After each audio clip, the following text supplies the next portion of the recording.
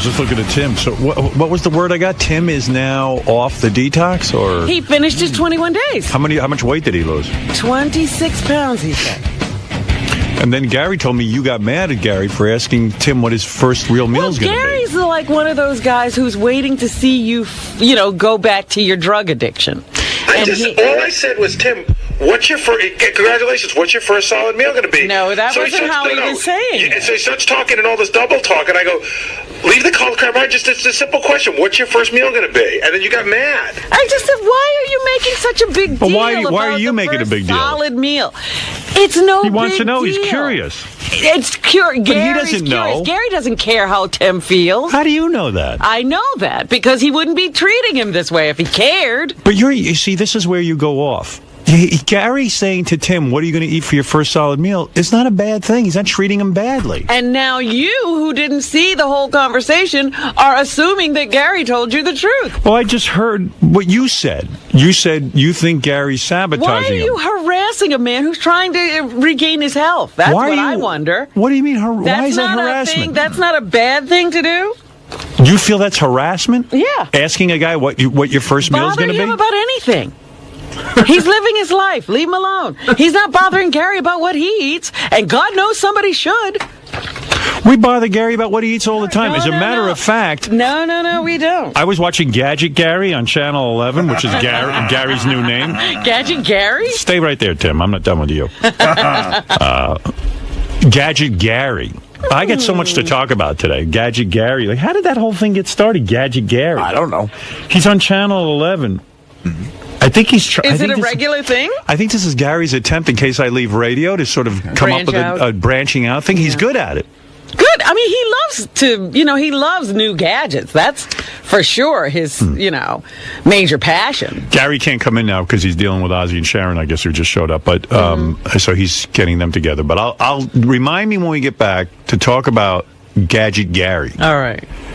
But Tim, I don't think... See, Robin, what I'm hearing is if Gary says to Tim, what are you going to eat for your first solid meal? I think he's curious about the diet. And I didn't stay there long. I walked by the conversation. I said, what's the big deal? What's the big deal? And I walked away. But you almost seem like you're protecting I'm angry. Tim. No, I'm not protecting Tim. Tim doesn't need my protection. But I just think that this anger at Tim for changing his life Who's is angry crazy. with Tim? Everybody who's got him under a microscope watching everything he does. You guys have to realize Gary, you're the obsessed ones. Robin, you're way out of line on this. This is crazy. This is crazy. Right. I mean, I'm a 34. Listen, the whole group here. We didn't think Tim. We didn't think Tim would make it a day, and Tim made it 21 days, and that's great. He lost a lot of weight. How much weight did you lose? About probably almost 30 pounds. And I said if I didn't eat for 21 days, I'd lose 30 pounds. I've been eating like crazy. I'd probably die. But okay. So it's a big deal. 30 pounds is amazing. It's a big deal that Tim made it through this whole thing. So now, today's the first day he's allowed to have a solid meal, and we were just curious what it was going to be. Yeah, but why? Because he's curious. Anytime a guy loses weight. Take yourself out of this and be normal. I mean, you're normal. But you're so attached to it that you can't see it. I'm not, again, he doesn't understand. He's obsessed with food, and we aren't. You are obsessed The whole world's fucking crazy except for you and Tim and Dr. Ron.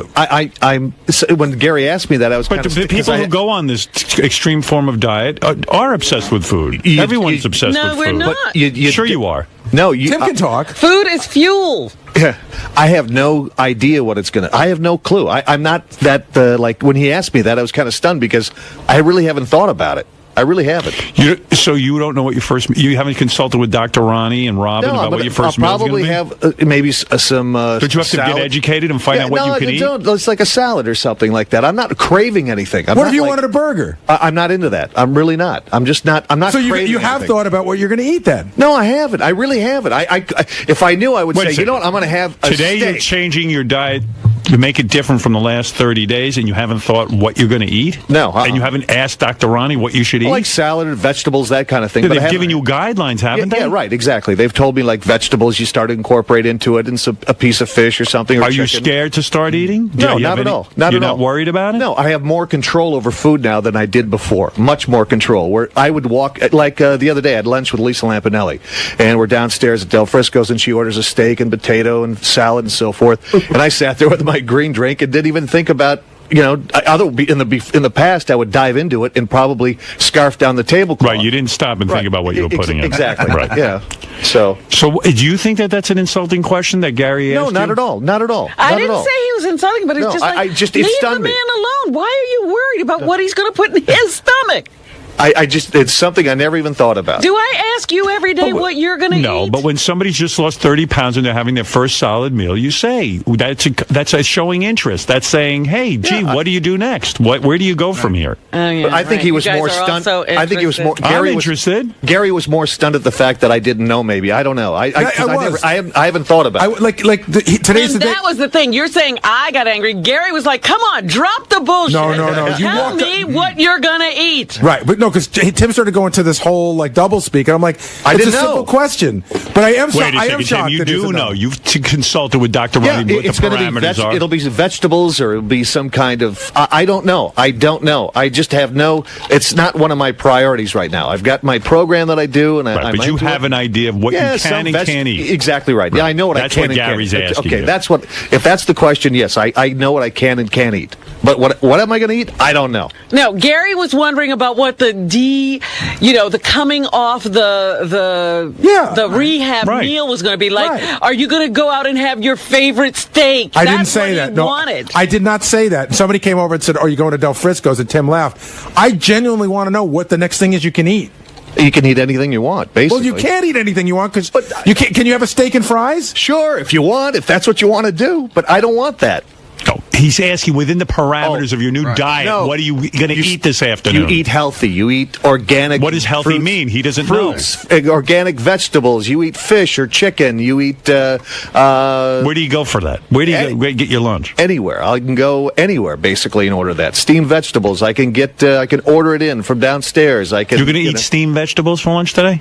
Maybe. I don't know. What kind of vegetables do you think you like? What do you like? Going to get a little broccoli on there? A little broccoli, a little lettuce. Do you dip it in anything, or you just eat it straight? Put a little olive oil on it. Yeah. Eat Robin, you agree with olive oil? This is Tim's life. It's not mine. But let me tell you something. Now I have control over food, where before food controlled me. So, and that's the way you saw what I was. I was like a pig.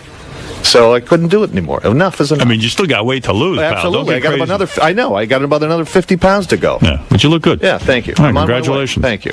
Tim, and I'm not going to ask you what you're going to eat. Okay, I got to go back to work. Yeah, I don't want to know. And I want to be the first. I want to be the first to admit I'm controlled by food. I mean, I don't know why that's such a weird. I like to eat. I don't know why that's so insane. By the way, your weight's out of control. I was watching you on Gadget Gary. It's not insane, Gary. It's not insane at all. By the way, Tim is starting a new 21-day detox in a few weeks. Is that true? Yeah, next on probably Friday or Saturday. Next Friday? This coming Friday. You're starting again? Yeah. I mean, that's round two? Yeah. Wow. What are you going to be, Arnold Schwarzenegger, huh? Yeah, I'm going to get in shape. Good for you. Hey, listen, congratulations. You feel good. Why do you want to feel bad? Right. No, 30 pounds is an seriously, accomplishment. You work during the day and guys get wrapped up in this lifestyle like I did. I admire you sticking with this. Something's in your mind all of a sudden snaps and you do it. And I didn't think you had the ability to do this. I do. When you find something that works, this was the only thing that I ever tried that worked. And I've tried it everything, believe me. Really? Yeah, absolutely. All Over the right, last year or so, absolutely. We will listen to more tonight on your big special with Robin and Dr. Ronnie on Howard 101. Please call in, Gary. I'll be eating. Can I ask? I just want to answer. Let me tell you something. All the emails that I've got, I got so many emails over the course of the last 3 weeks from people that listen to the show that all of a sudden come out and they say, you know what, I'm in the same situation that you're in. I couldn't believe it. The response that I got, like on Facebook and emails to here at Sirius and so forth, that people want to know about it. Right. I smell a Tim Sabean book. No, you never tried if eating, I can help somebody, absolutely. You never tried eating less, just a smaller I tried portions, it all. and it wouldn't work for you? Because food controlled me. I had such an urge to eat. The more I'd eat, the more I wanted. And it just kept snowballing like that. And that's why I picked up so much weight. I work a lot. I ate inconsistently. Now I eat every 2 hours. I can carry the program around in my top pocket. It's easy. It's simple. And I feel good. What more can I say? All right. You can't argue with success. Tim, you look great, actually, and I'm envious of how you look. But Are you okay? Like, you seem like you're in a daze or something. Right? Yeah. You're not joking, right? No, I'm not joking because I'm actually serious. Because you're one of the most gregarious guys I've ever met. Like, you come and you go, hey, what's up? He tackles you all the time, and now you look like you're sort of going to faint or something. No. You're all right, I think right? I'm more focused. I'm, good, all right. No, So, you seem like there's just a sap of. You seem like the shell of a former self or something. Well, by the way, Steak is on the phone from Del Frisco. Steak. Nice steak. Tim, I miss you. Artie, you weigh 300, right? When I went to Hippocrates and did my Tim little thing down there, I weighed 288 going in. When I left, I weighed 278. And what do you think? You think you've maintained that? No, I'm probably about 285 now. Yeah. I'm probably about back. Yeah, because when I went down there, they did an official weigh-in, and I was 288. And so I you lost were 300. I probably lost. Yeah, but I was before then. But I probably had lived a little bit better going up to that. And then I lost about 10 pounds down there, so I'm probably back around 285. Want to ruin your day and weigh in? Huh? Want to ruin your day and weigh in? I don't care. Go weigh yourself. See what you weigh. You too, Gary. I want to see what you weigh. I think Gary's almost up to you. I'm telling you, Artie. Are you? You're thinking, no, they're no way the same. You're saying Artie wants to get down to where Gary... Oh, it's not working. Oh, wait. Okay, now it is. You weigh 225. 225, though. He's a short guy. Who's taller, you or Artie? Artie, I think Artie's tall. How tall are you, Artie? taller. Maybe a half an inch taller. How tall are you? It depends. 5'9", 5'10". I don't know. 5'9". I'm like 5'8.5". All right, Art, go ahead. Let me see what you're up to. Ooh. Yeah, you put on a few. 297. 297. He fell off the wagon a little on the food, but he's straight otherwise, right? Yeah. Maybe because you're sober, you're... The last week I've been eating, but... Well, yeah, we saw a little bit of an eating jag going on there the last couple of weeks. Remember that one day he was loading in like... Yeah, and Sometimes watching Artie eat gets distracting during the show, and I lose my train of thought. I ate a lot this weekend, too. But... Wow. 297, you went back up. Well, down at this place, it's like it's like going to a doctor's office. They make you strip and get on one of those fucking things that's like... Oh, yeah. I don't know. Maybe it's a little more accurate than that, but I was 288 down there. You know, Gadget Gary ought to try testing out a treadmill as one of those gadgets. He should keep harassing Tim about what he's going to do. I'm not harassing him.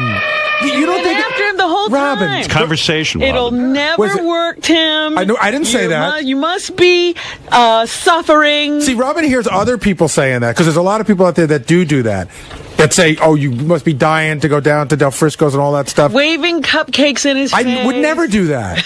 I would never do that. Well, maybe I'm just getting on your case for all of the others. You are. But I mean, Robin, again, take a step back. A guy has made a drastic move in his life where he has cut out food for 21 days.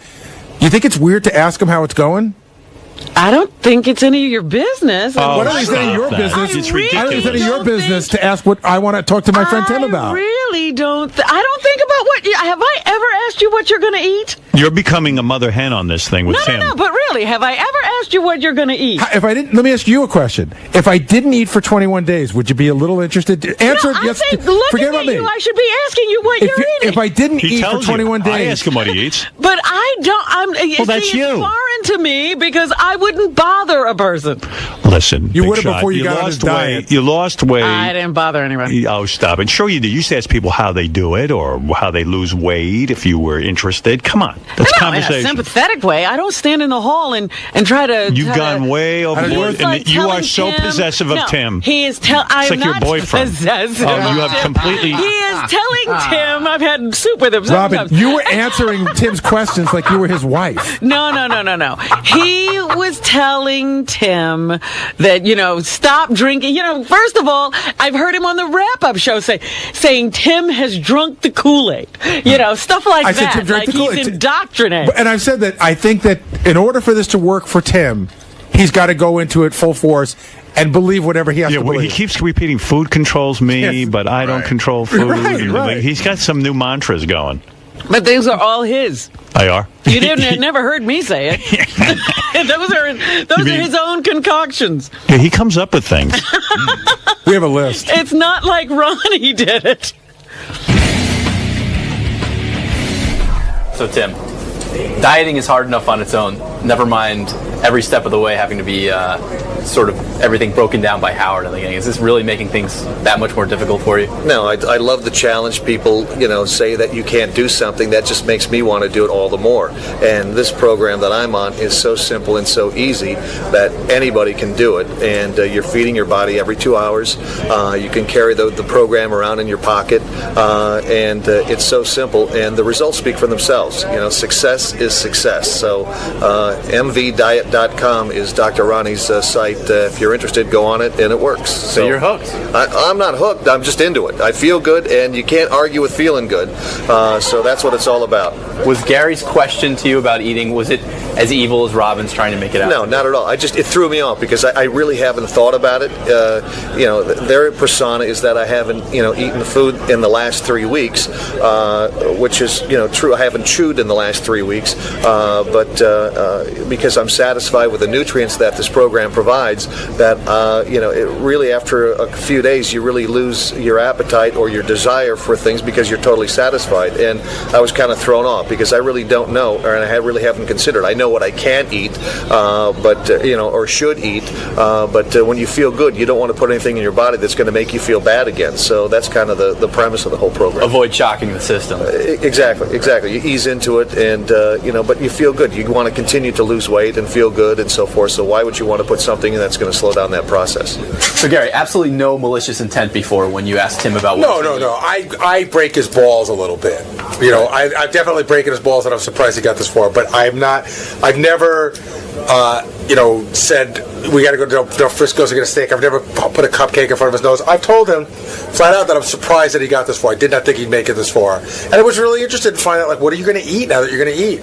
So why do you think Robin becomes so defensive over this program? And so because I think that if Tim fails, it makes the program look bad, and Robin's a big supporter of the program. And I think Robin also wants to see Tim succeed. But, she clearly she really believes in the program, and she wants to see people succeed on it. But given the circumstances and the environment here, Tim's going to get ribbed a little bit. She's got to roll with it, I think. Well, to act like, if she wasn't involved in this program, to act like she wouldn't be us is insane. She'd be doing what we do because, she's too close to it. I said that to her on the air. Robin, you were very upset with Gary today when he... Oh, here we go. I would not characterize it as upset. Did you get it on camera? Yes. And you thought I was very upset? I thought you rushed to the defense of Tim and the program very quickly when Gary could have just been teasing Tim.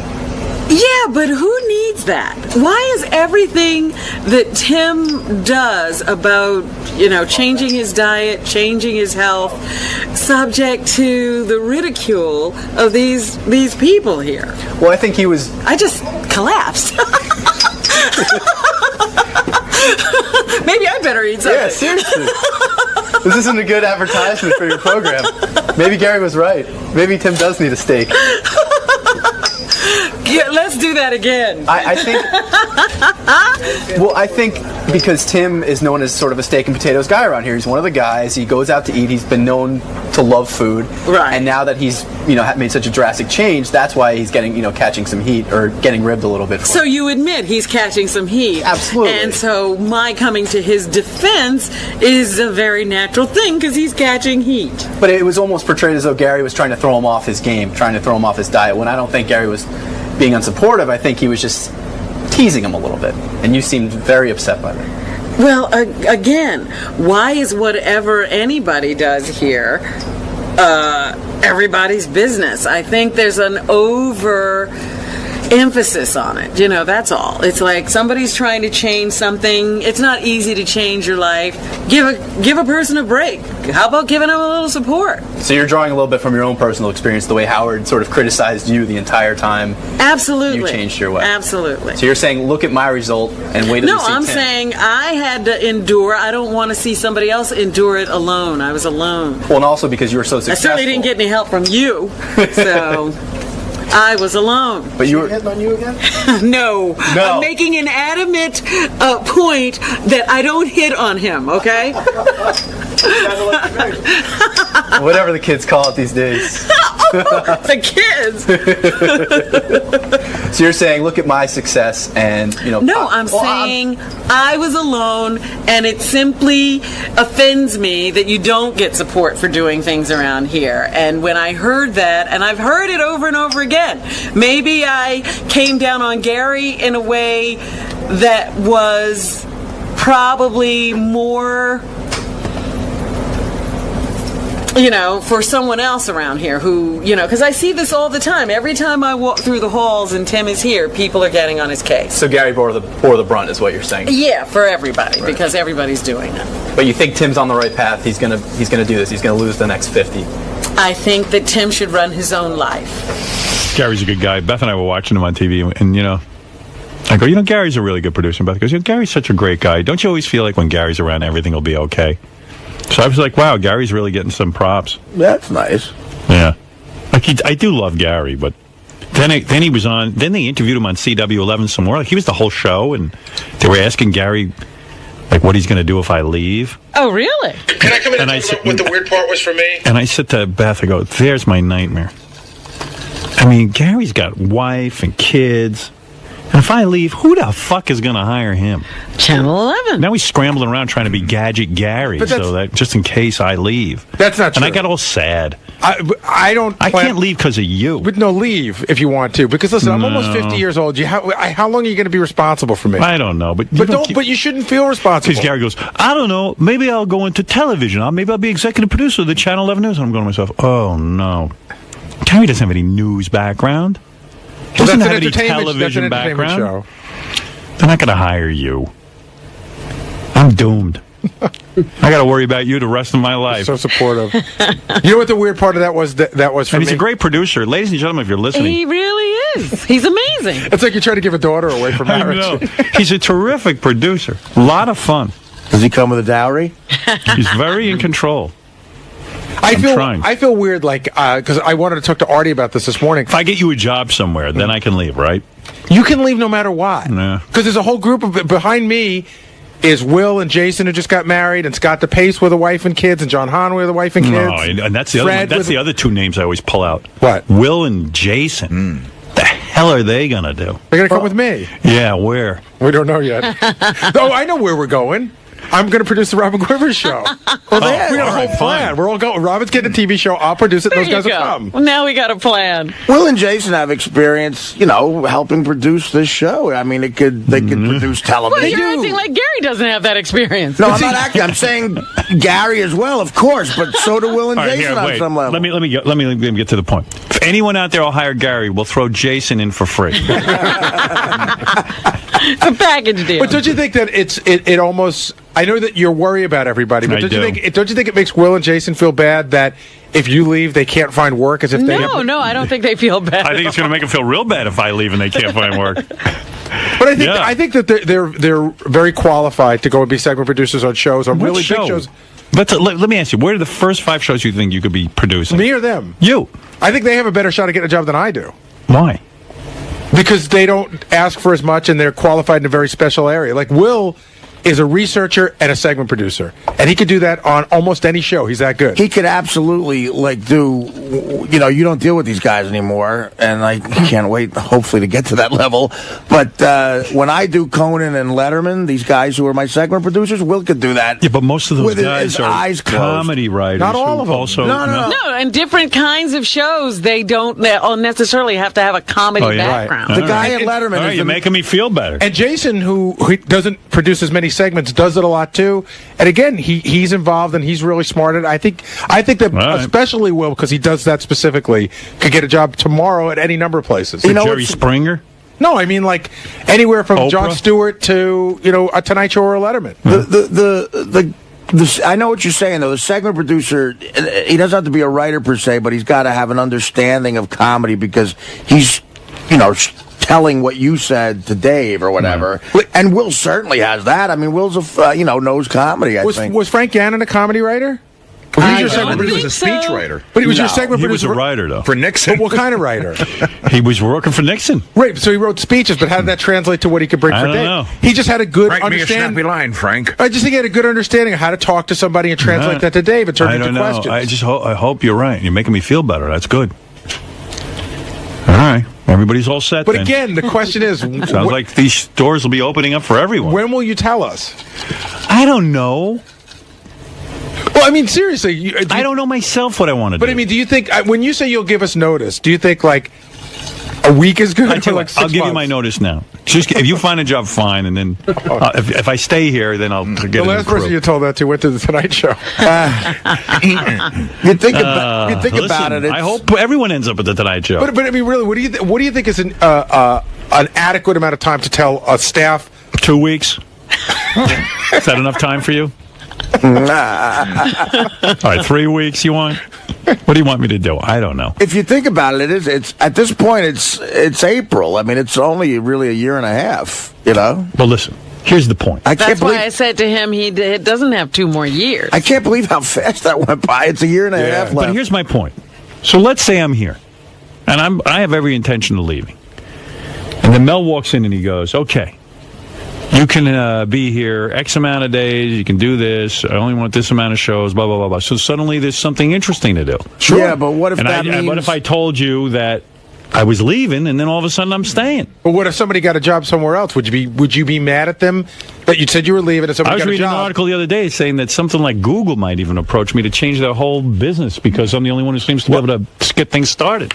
I mean, people were. There was a great article the other day that said that at the end of your run here, that you could end up just getting a studio and doing your own thing and sending content out to everybody. So what if I do that? I'm interested. Well, I was looking for you. Can't he get an interview? Send me your resume. What? I've only got one thing on it. Can he get an interview? I'll hire that Techno Beaver guy, though. He's around.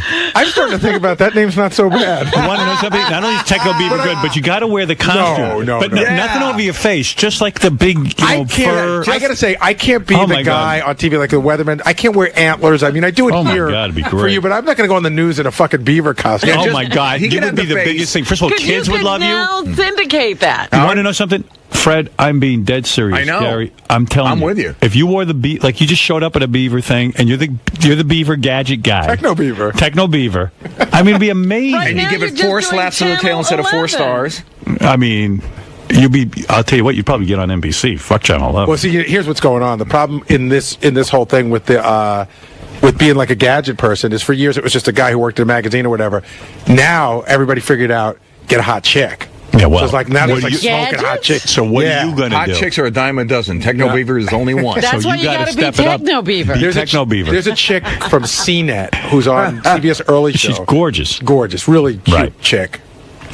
So Techno Beaver's looking better and better. All right, I mean, you come on and you're Gary, the gadget guy. How are you going to compete with her? And you know what? To kids, you're just some old dude who's sitting there with gadgets and creeping them out. But I have to talk to Beaver. I'm talking to my generation. Yeah, but if you were Techno Beaver, everyone would want you. You better copyright that too, because apparently there's some company in the United Kingdom. They call themselves Techno Beavers Limited. Uh-oh. What do they sell? They don't sell anything. They do tax returns, audit, and management accounts. See, they're not afraid of being Techno Beaver. I bet the president doesn't wear the outfit. He should. Can you imagine somebody showing up to do your taxes in a beaver costume? You make like a rating system. I give this 5 beaver teeth. 5 beaver teeth. Or 5 slaps of the tail. Yeah. You got a big tail. That'd be great. Big paddle tail. Techno Beaver.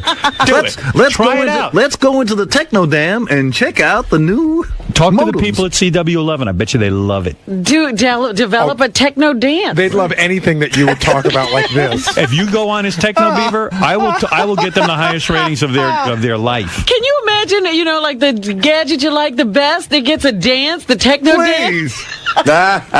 You could do the whole thing from the middle of a stream when you're building a dam. Lined up on my dam today is a new gadget I just found. Look at how easy this would be. Now he doesn't have to do the segment live. It's on video. This is exactly the costume I'm thinking of. Just put Gary's face in there. There it is. Let me see it. That's exactly it. That's like Alvin and the Chipmunks, but it's the idea is right. It's the same idea. Got a picture of it. Techno Beaver.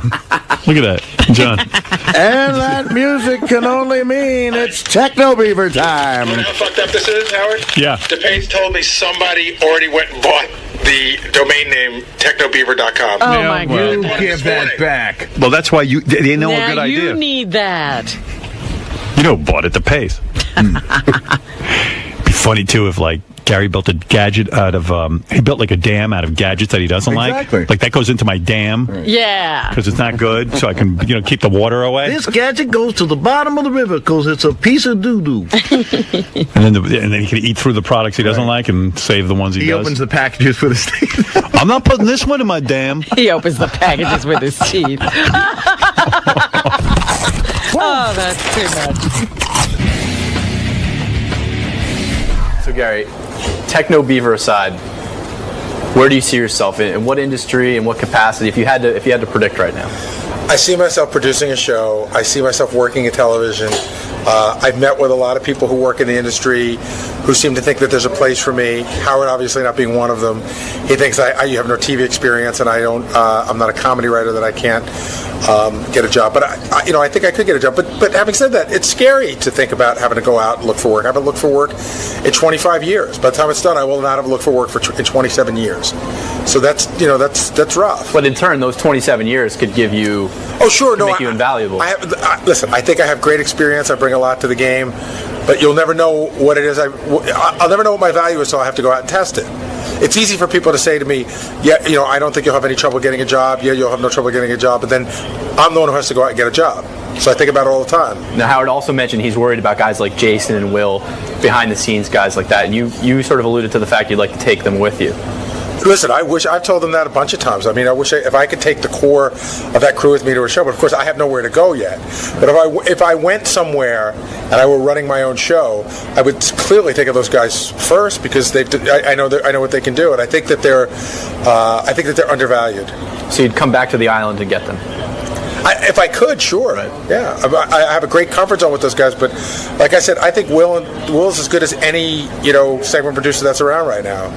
When this show is all said and done, yes, can your job right now translate, as Artie seems to think?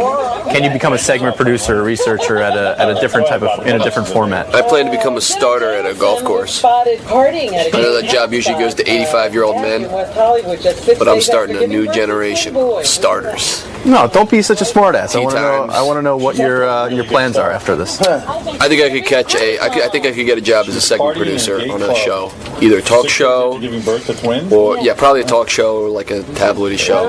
Where will you target, and how long will you wait for Howard to decide? Well, I know firsthand that Maury Povich, it's a lot of work. Jerry Springer, and the great Steve Wilkos just moved their shows to Connecticut. So those are 3 opportunities. The great, what's his name?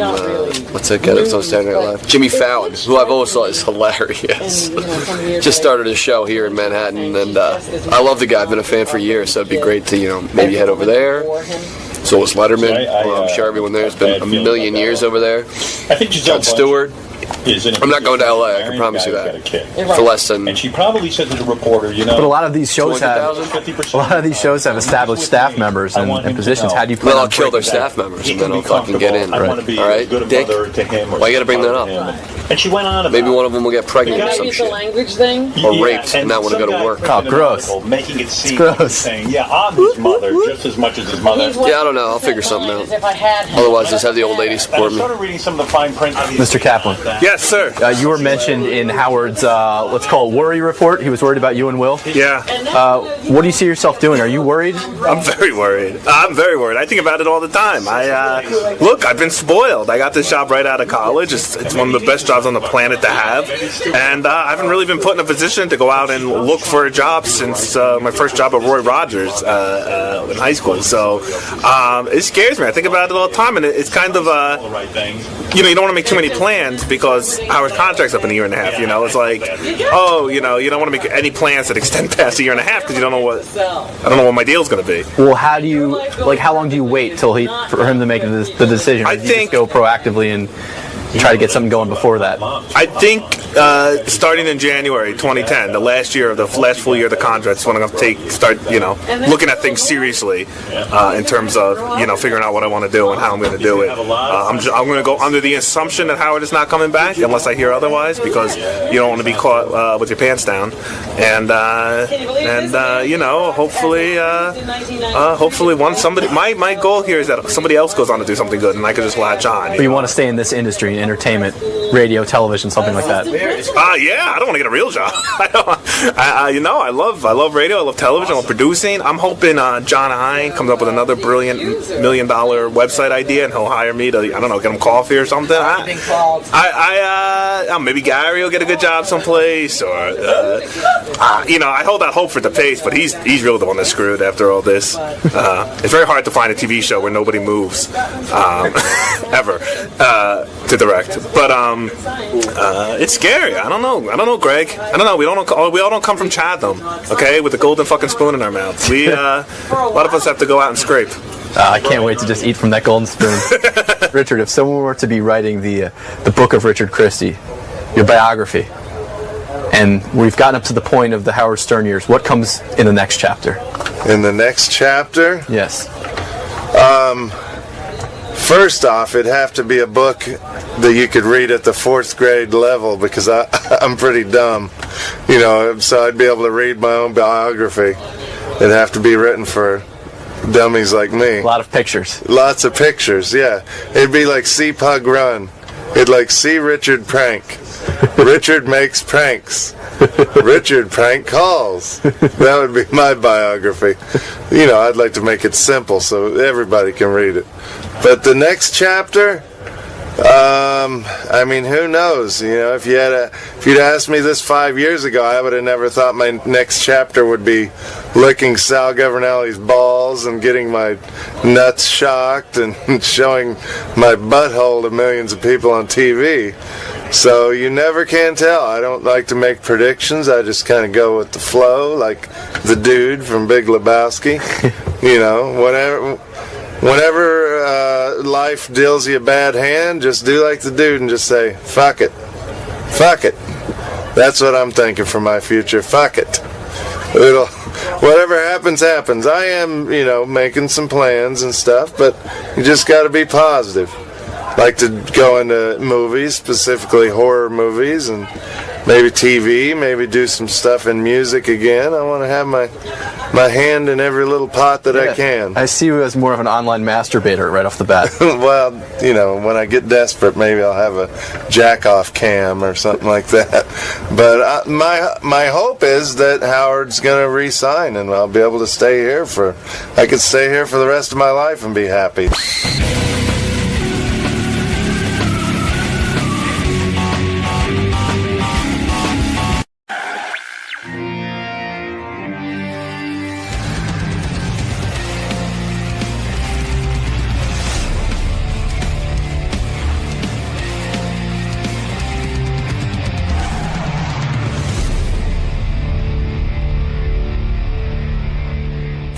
By the way, this hour, Bigfoot Jr. will be here. Not Bigfoot. Bigfoot Jr. is brother, I guess.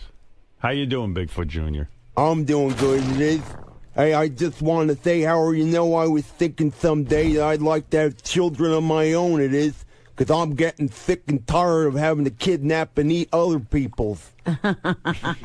Well, good to see you. You're as funny as your brother. That's Bigfoot Jr. Well, Vermont, I wanted to say, too, that fucking state's been up my ass again. If he keeps this shit up, I'm going to rape his sister, New Hampshire. Well, Bigfoot is upset with Vermont, Robin. I don't know if you know about that.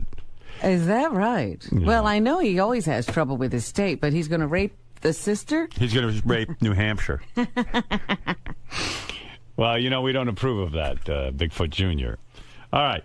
So where was I? Bigfoot Jr. will be hanging out with us if you need to speak to him, Robin. Yeah. Right? You'll be with us for a little bit? Yeah, I'm right here. It is. Hey, and will someone tell me what's so good about phone sex it is?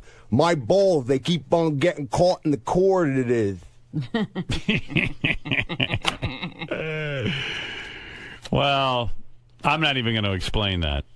I'm not going to explain phone sex to you, Bigfoot Jr. Well, would you explain this to me? The other day I went to a restaurant for an early bird special. What a fucking ripoff. I couldn't find no fucking birds anywhere. You're a lot of fun. You're a good man. You're a good man. Thank you. Yeah. All right, what else do I have to tell you? Oh, yes. I just think this is funny because There's a very clear line of who Richie Wilson likes now and who he doesn't. Is that right? And I always think a wedding brings out the best in people because there's three people, like Scott the engineer is invited. Richard and Sal are invited. JD was invited. I was invited. You were invited. I assume Fred, were you invited? Oh, is he gone? Where is Fred when you Fred's need him? not here? Where is he, Bigfoot Jr.? I don't know about that guy, but I got a question for you, Howard. Would you rather fuck or eat a squirrel? Because it's a tie for me. Yeah. Fred, were you invited to Richie Wilson's little shindig? I'll tell you, I might be. I got like a save the date notice, but I don't think then you were. I don't have the official. Well, then thing. you were, yeah. Fred is so odd. Why is that odd? They don't send you a save the date if you're not invited. Save the date and no, don't come. they will do. No, they will do that. I like that. They go save the date and then they send you an official. Well, invite. yeah, of course. Right. But when they send Victor Jr., you understand him? Yeah, I understand him perfectly clear. It is. He speaks my language. This guy. He's the only guy on the show you do understand, right? Yeah, because I see Fred. He's always eating his pen caps. It is, and I thought I was the retarded one. No, when you get a save the date, Fred, that means you were invited. Okay. Well, yeah. Okay. I misunderstood them. Right. All right. Because, Robin, how many times have you gotten a save the date card and then not gotten an invitation? Right. But it's not the same thing, is it? Well, no, it's not, but it indicates you're invited. So you just admitted it's not the same thing. Well, but they don't send save the dates to people they're not going to invite. I can't believe I'm arguing about this. This is why I have limited contact with Fred. And that's why I prefer it that way. I like all the email I get. Why don't you talk more to Fred on the air? Well, you talk to him. Right, Bigfoot? Bigfoot Jr., I mean. Yeah, that's right, Junior. Hey, I got a question. Where's Robin is? I can hear her voice, but I can't see her. Is she a dead ghost it is? She's a dead ghost, that's right. This is the ghost of Robin. All I know is that Robin, I can't see you, but if I find you, I'm going to fuck you like a wild mammal it is. That's why I'm lost. Well, Robin, you just stay away then. You want to hear from John Lieberman with some headlines? But so wait. Wait a minute. Yeah, who don't we like? So the following people, I'm assuming Fred's invited because he got to save the date. Well, according to you, I am. Right. Well, according to the universe, you are. Okay. Holy shit. I never see anybody get so upset over nothing. No, Fred, you're confused whether you were invited? You got to save the date. I'm not confused. I was just telling you. That's your interpretation that I'm confused. You because you're not invited. What's that? They sent you a save the date to torture you because you're not invited. They just want to go like, nah. Is that what they did? Yes. I didn't know that. All right. The three guys that I've determined out of the whole staff who aren't invited, Gary Delabate, Will, and Steve Brandano. Like Jason was even invited. Wow. It's just Steve Brandano, Gary, and Will. Isn't that interesting? I was invited too, it is, but I was told not to save the date. Oh, you got to not save the date card. Yeah, I got on my card, it says, do not save date. Fred is invited, I assume, if he got to save the date. Yes, yeah, they were mailed out about a week or two ago, so right. Maybe Fred doesn't know that. I didn't get it. Okay, no, you got saved the date. No, I got one like months and months. Yeah, the actual invites just ago. went out. That just went out. That's what I was talking about. I did not get that. Jerk off. I'm not the jerk off, dude. You're the jerk off. Who's the jerk off? You, Bigfoot Jr. Who's the jerk off? Oh yeah, he's going to say he's going to go against you. What do you mean who's the jerk off? I just jerked off out in the green room it is, so I guess it's me. So why not Gary? Why not? I mean, like, if you're inviting it's almost like you've invited everyone. We forgot Lisa G. She's off. And Lisa G is off. Yeah. So, like, you sat down with a list of the staff and you decided, like, those 4 people are not coming. Yeah. Why? Okay, take them in any particular order you want. I want to hear your thoughts. We'll start with Lisa G. Right.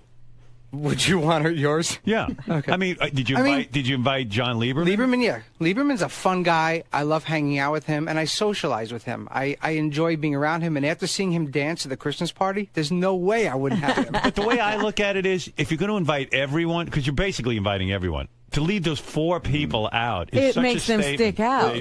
You can't invite everybody. The place holds 150 people. That's true. Max. Right, so you have to have a cutoff. You have to have a cutoff, and I wasn't invited to Will's wedding. Right. Okay, that's fair enough. That's fair enough. That's a good rationale. I like Steve, but we don't socialize out of the workplace. But do you socialize with Fred? No, but Fred and I have a lot of conversations about motorcycles and music, really? and we walk. I'm so sorry. Like, and I also look at it like he likes me, Howard, unlike you. I also look at it with people who I would like to hang out with more. But why not Gary? Do you guys have a genuine feud? Not a feud. We're very cordial to each other in the workplace, and we're respectful to each other in work. But Gary, what are you insulted at all? Seriously? No, I totally expected not to be invited. I don't think. Listen, if this were 2 years ago, it probably would have been a whole different thing. I would have had it out with Richie, but he doesn't like me. I know that, which is probably why I don't like him. Although in the last 2 years, I think Richie has changed dramatically, and he's a much nicer guy than he was 2 years ago, and we get along fine. I did not expect to be invited. First of all, I'm not insulted. First of all, Richie, I think Gary, all jokes aside, is like one of the nicest fucking human beings on the planet. He is. How do you not like Gary? He's taken a few shots at me. He has? Yeah, he has, and I don't hang out with him outside of the workplace. What kind of shot does he take? There was one time where you guys were playing the like some giant Super Bowl, the drunks after the game, right? And for no reason, he just walks over to me and goes, "I see that you being that kind of guy." For no, like it totally. I don't even unsolicited. understand, but it sounds like you said something, Gary. And then you know what? We had a weird incident at your wedding. I think that for me is where it started. That was when I realized he didn't like me. What happened? I went to go. He had a run-in with Sabean Ruby, and so I was standing next to him. I went to talk to him, and he gave me like the big palm, the hand, like get the fuck out of my face. I think he was like on the phone or something, which I didn't recognize, but it was really odd and really rude. And I was like, well, I remember leaving that night going, sort of fuck him, especially in light of what happened with him and Sam. Because what happened with him and Sam was, Sam went up to talk to him at your wedding, and Richie wouldn't respond, wouldn't acknowledge him. Wow. So Sam said, hey man, you're not going to talk to me? And he goes, I don't talk to you at work, why would I talk to you here? And he walked away. No. So you seem like one of the nicest guys too. Here's the thing, Gary's taken shots at me way before that. What's with Sam and the attitude? Sam's like one of the nicest guys too. I've been here 15 years, I've never had an interaction with Sam. Yeah, but he was trying to socialize with you. Then one day I'm in the hall, and he just walked by and passed some obnoxious remark. Oh, he did? Yeah, so I was like, fuck say? you. I was doing some work, and I don't remember the exact remark, but he passed a snide remark, and the one time you speak to me in 15 years is some obnoxious remark, so fuck you. That's different. I didn't know that. That's my attitude. But at Howard's wedding, you can't just be cordially say yes or no and walk away? You were like making a scene, sort of. Gary, did you see it, or did you hear that? He told me what happened. Okay, so you didn't see it, so I wasn't making a scene. If I was making a scene, more people would have seen it, right? It's true. That's why it's called a scene. Yeah. But the thing is, I don't remember taking shots at Richie, and I never really had anything against it, but I felt that he didn't like me, and I was sort of like, well, fuck him then. But you weren't invited to Jason's wedding, so how come you're inviting him? Rachel's very fond of Jason. They email a lot. They converse a lot. Rachel, yeah, and John Hine, because Rachel and John Hine have a past history working together. Right. Okay, that makes sense. It is a method to the madness. It's so great. I love it. Like there's like things that go on here, Robin, we have no idea. I know. The things out in the hall that happen between people, we don't have a clue. Clue me in, because I'm interested, because I respect you. You think Gary's lazy, right? Everyone says that. No, I don't think he's lazy. I've heard you criticize him behind his back. I'll say this because I'm not going to shy away from anything. I think in the past few years, and I'll probably be the only one to vocally say it here out loud. I think he's gotten arrogant in the past few years. Oh. I think he's developed a little bit of an ego in the past few years. That's interesting. I need to hear this feedback, because he works for me. And I don't see that. I mean, there was an incident once where I know he told the camera guy to turn it off so he could talk shit. Right. Like there was going to be a segment here once when a guy wanted to come in and perform some sort of fat injection surgery. Yeah. And it was on the schedule for a while, and I brought it up like, that's an open surgery in the middle of a studio. We can't have it. Right. And then he bitched like, who the fuck is Richie Wilson to do my job? Right. I don't think that happened that way at all. But the other thing is, I think that sometimes when I got here, Howard, you told me to take more charge. Right. And I think some people see that as arrogance. When you have to be in charge, you have to tell people they can and can't do things. And when you used to be a different person, some people get a chip on their shoulder about it. Well, it's not a chip on the shoulder. It's not when you say turn the camera off so you can pass a comment saying who the fuck is he. Then I got no idea what you're talking about. I genuinely have no idea what you're talking about. But I would say that if anybody would be the definition of a chip on their shoulder, it would be you, although I don't think that's true of you anymore. But I think there was a period of time where you had an enormous chip on your shoulder. I mean, I always have. I think, again, I wouldn't be the only one to say that, too. But, again, I talked to Howard about this at dinner the other night. I don't think I've changed. I think you've changed. Now, you know what's interesting? Last week during the Tabitha segment, you made a remark, Howard, saying, I wonder why nobody likes Richie. Right. And I went in the back and I said, I guarantee that came from Gary because they had dinner the night before and he talked shit. No, he didn't. No, but I know that a couple of people said to me they don't like Richie Wilson. That he's a tough guy. And I don't care. I don't care if they do or they don't. Like Wasn't when Gary though? Is that true? Like when Gary said, listen, people report to me. Like when Gary said before, yeah, Richie doesn't like me, so I don't like him. To me, that's immature and childish. If someone doesn't like me, I'll still like them because I don't care. Yeah, but then you said you won't invite Will to your wedding because Will didn't invite you. And Jason didn't invite you to his wedding, but you invited Jason. So did you hear 5 minutes ago when I said Rachel's very fond of Jason and has a rapport with him, so that's why she invited him? But again, I understand. You know, Jason and Will have always sort of, you're really going out of your way to single out people that you don't like. Okay, so did you like Tom Chiasano? I did. Did you invite him to your wedding? Did not. Okay. There you go. What does that mean? I don't know. That means there were a lot of people. I thought he said he did like him. I'm sorry. I thought he said he did. There were many people I liked that I did not invite to my wedding.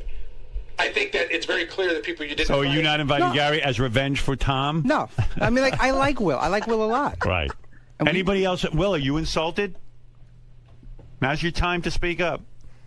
I mean, Will said it once. Will said it with his wedding list. There's an A team and a B team. You can't invite everybody. You only left off 4 people. Right. I mean, right. You know what I mean? Like, he left off 4 people you selected. It's interesting.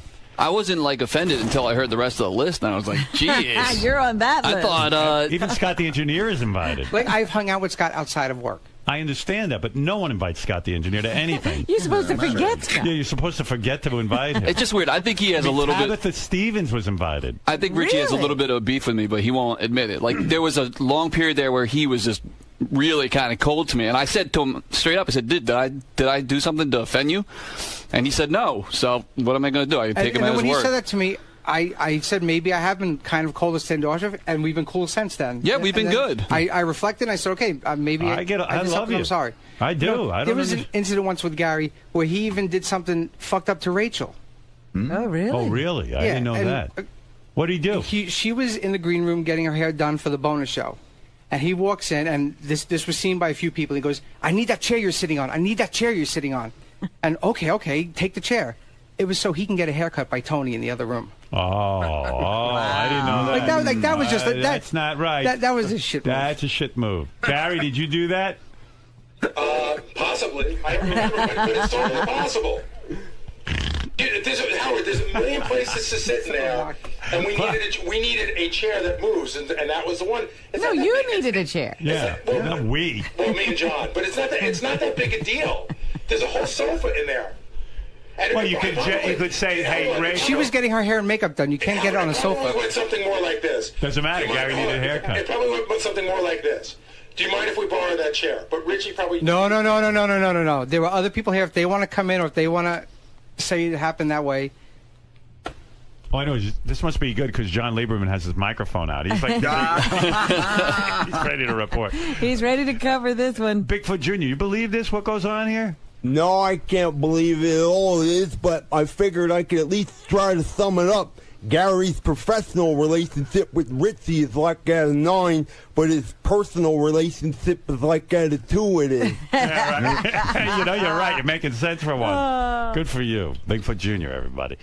Well, anyway, I don't know what's going to happen. John Lieberman, do you know anything about this? Or is this news to him, too? Yeah, go ahead. Oh, all right. Here's the official news report on Richie's wedding. All right.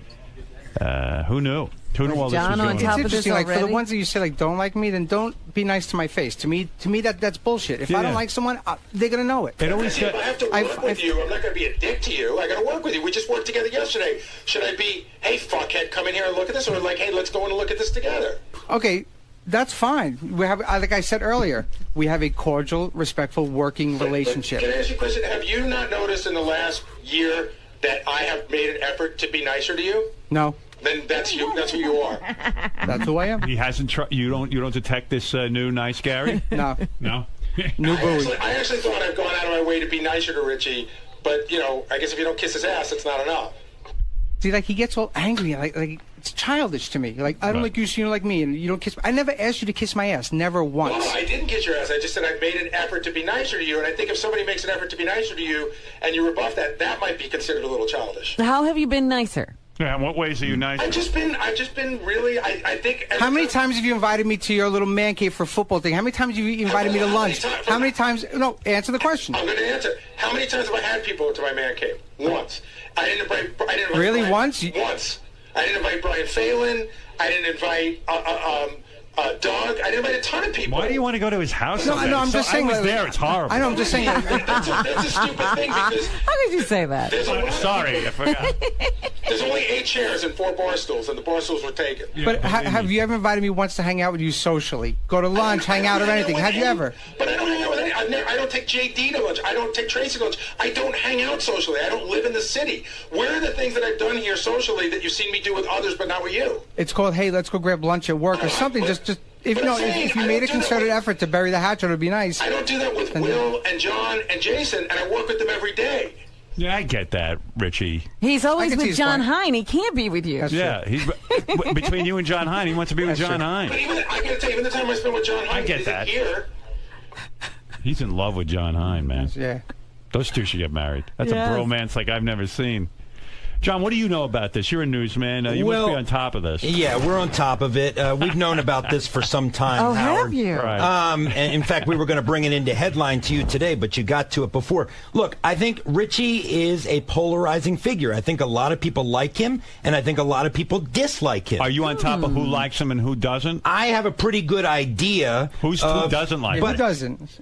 Who doesn't like you? Well, I think we just heard. I mean, I think Gary clearly, has a little disdain. I think the radio side more dislikes you and the TV side likes you. And, I think it's because of maybe Richie was so involved. Yeah, a polarizing Richie figure is, even. yeah, I think he can be intimidating to some. I think some think you're smug. I mean, I just don't, I don't take any, You don't take any shit? It's either black or white, man. Either. And you see, Richie has aligned himself with Ronnie, which also then. Yeah, Ronnie's a good friend of mine. That makes sense. That is where the polarizing fact. Yes, Robin. Wow. This is where the polarizing effect comes in because Richie has so closely aligned himself with Ronnie that anybody who might not like Ronnie automatically associates Richie with the strip club Ronnie scene. Yeah, because this is what's going on. Yeah, Ronnie is a polarizing figure too.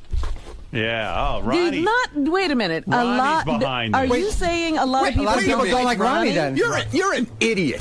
And by the way, Ronnie, I'm not doing this again. John Lieberman? I'm not doing it again, Howard. You're out of line with him. Number 3. Did you see what you're wearing? Yeah, I see number 3. He comes up to me this morning. He says, I'm getting a number 3 emblazoned. He didn't use that word, of course. Right.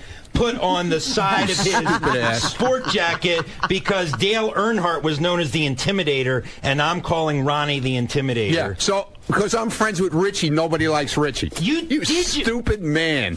Howard, I don't want to get into this with Ronnie. All I said was... Then why did you bring it up? Because I was explaining why Richie is seen as a polarizing figure. Some people really like him, some do not, in part because of his association with you. Are you saying people don't like Ronnie?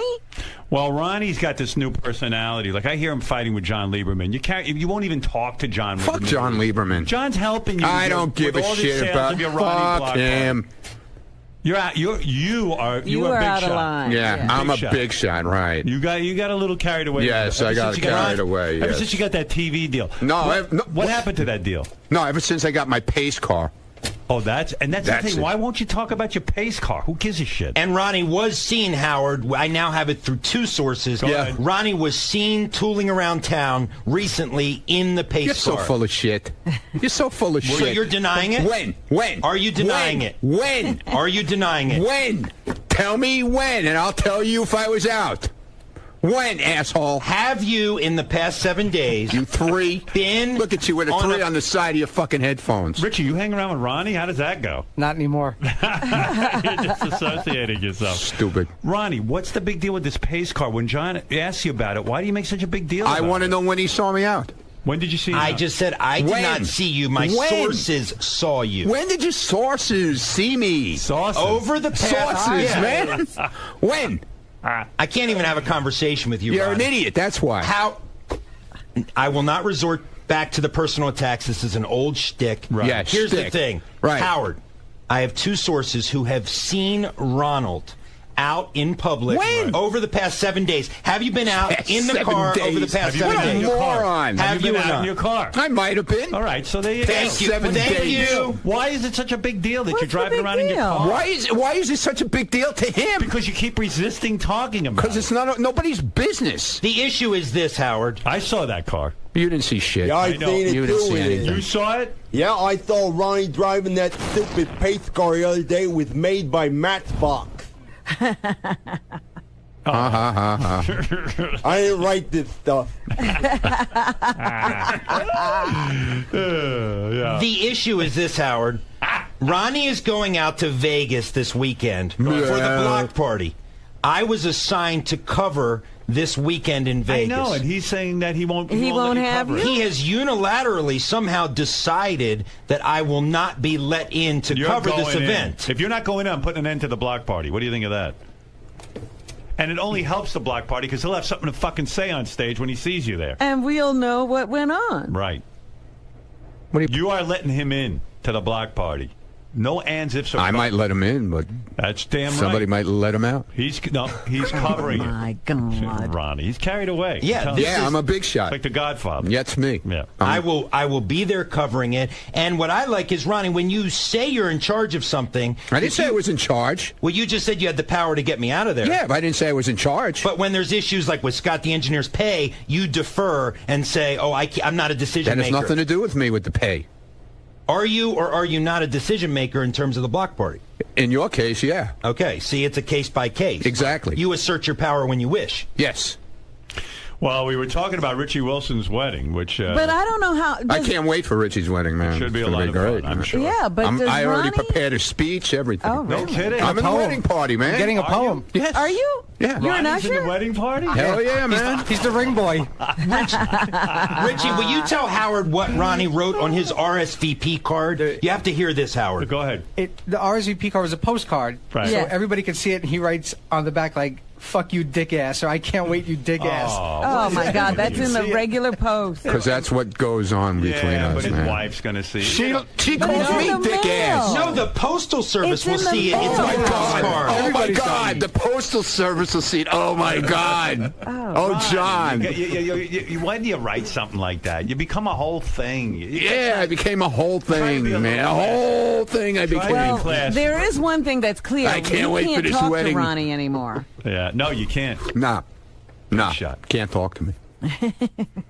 Well, Your sources. Were they right? You're an idiot. Were they Where right? did they see me? Where Were did they they- see me? Where did they see me? Were they right? Were they correct? You're guessing. Were You're guessing.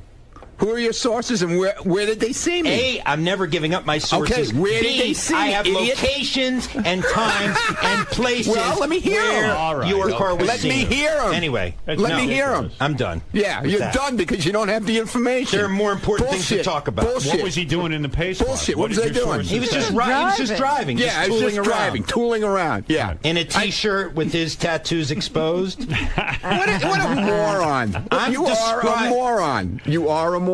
Ronnie, your personal attacks are old. Okay. Bigfoot Jr. is getting upset. Would you please give me the times and the dates and where? Why?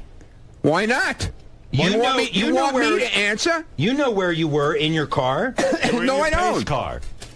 You were pacing. Yeah, I was pacing with the pace. Bigfoot Jr., I apologize. It's upsetting to you. You have limited intelligence, and this has got to sound moronic even to you. Does anyone have ketchup for my scabies? It is.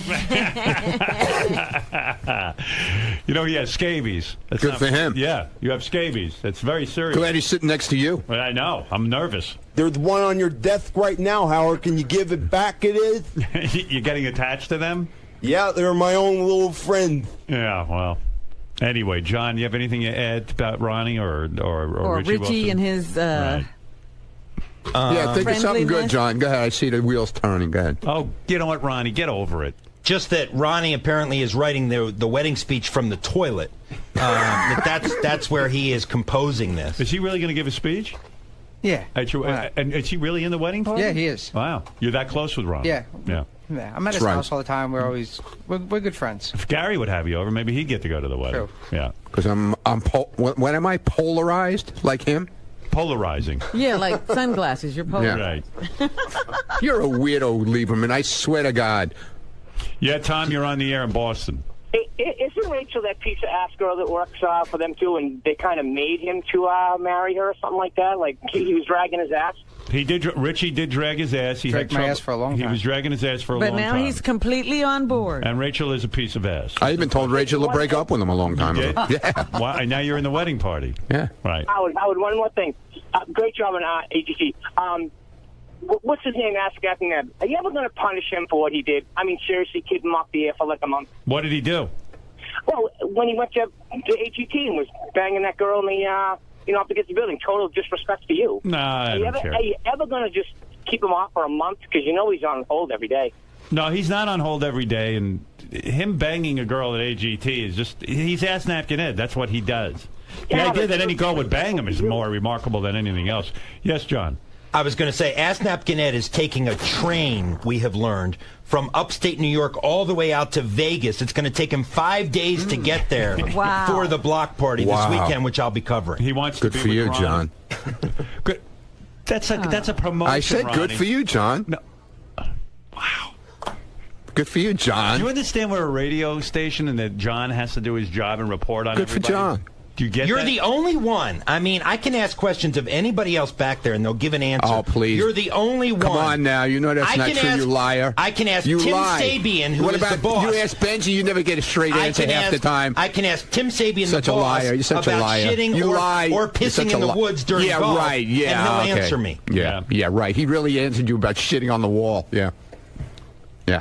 And I can ask Will about slamming his golf clubs and making a scene at a private country club, and he'll answer good me. for you. Good for you, But you boy. won't answer me. Good for you, boy. Boy. What? Boy. Richie, how do you hang out at Ronnie's house? I mean, what goes on there? Richie's as crazy as I am, man. Is he? Oh, Richie's nuts. You don't even know. I don't believe that. Oh, you better believe it. Give me an example of him being crazy. What does he do? I don't know. I can't. Yeah, believe me, Richie's crazy. No. Did he ever bang Rachel in front of you? No. All right, ain't that crazy. He's not that crazy. Right. You've been in the pace car, right? I haven't sat in it, but I looked inside and I got to see it. Exactly. You're one of the only people here who has seen it. Like, like a Bigfoot sighting. Ooh, that's great. Have you ever seen Rachel naked? No. No, you've seen her in bikinis and stuff. Yeah, bikini. Yeah. Bikinis. Have you seen her topless? No. Almost. Almost. He actually took her shopping for wedding dresses. Right. Yeah. Yeah. He's got a thing for your wife. No, I don't. We're friends. Oh, bullshit. We're good friends. You ever see Richie naked? No. You want to? No. Topless. All right, boys. I want to see John naked. What is wrong with you? Last thing on the wedding, Richie. Richie. What's wrong with you? Go ahead, quickly, because I got to move on. I got a ton of stuff to get. You invited everybody in the newsroom except Lisa G. Yeah. Is this a long-standing feud? It's not a feud. It's just that. But you're singling her out. You invite people that I hang out with Shuli. I like John a lot. I want to hang out more with John. Why? Lisa is just I don't know. She's kind of. You should have invited Lisa. In my personal opinion, she's kind of a dud. Invite, I can bang her at your wedding. Ronnie would do that. Yeah, I would. Right on the table. And I'll be there with a microphone. Yeah. No, you're not working that night. You'll be dancing like at the Christmas party. All right, guys. Drunken bitch. Listen, you two will probably be all over each other at the fucking wedding. Yes, you'll see. they'll be Ronnie Oh, and John. yeah.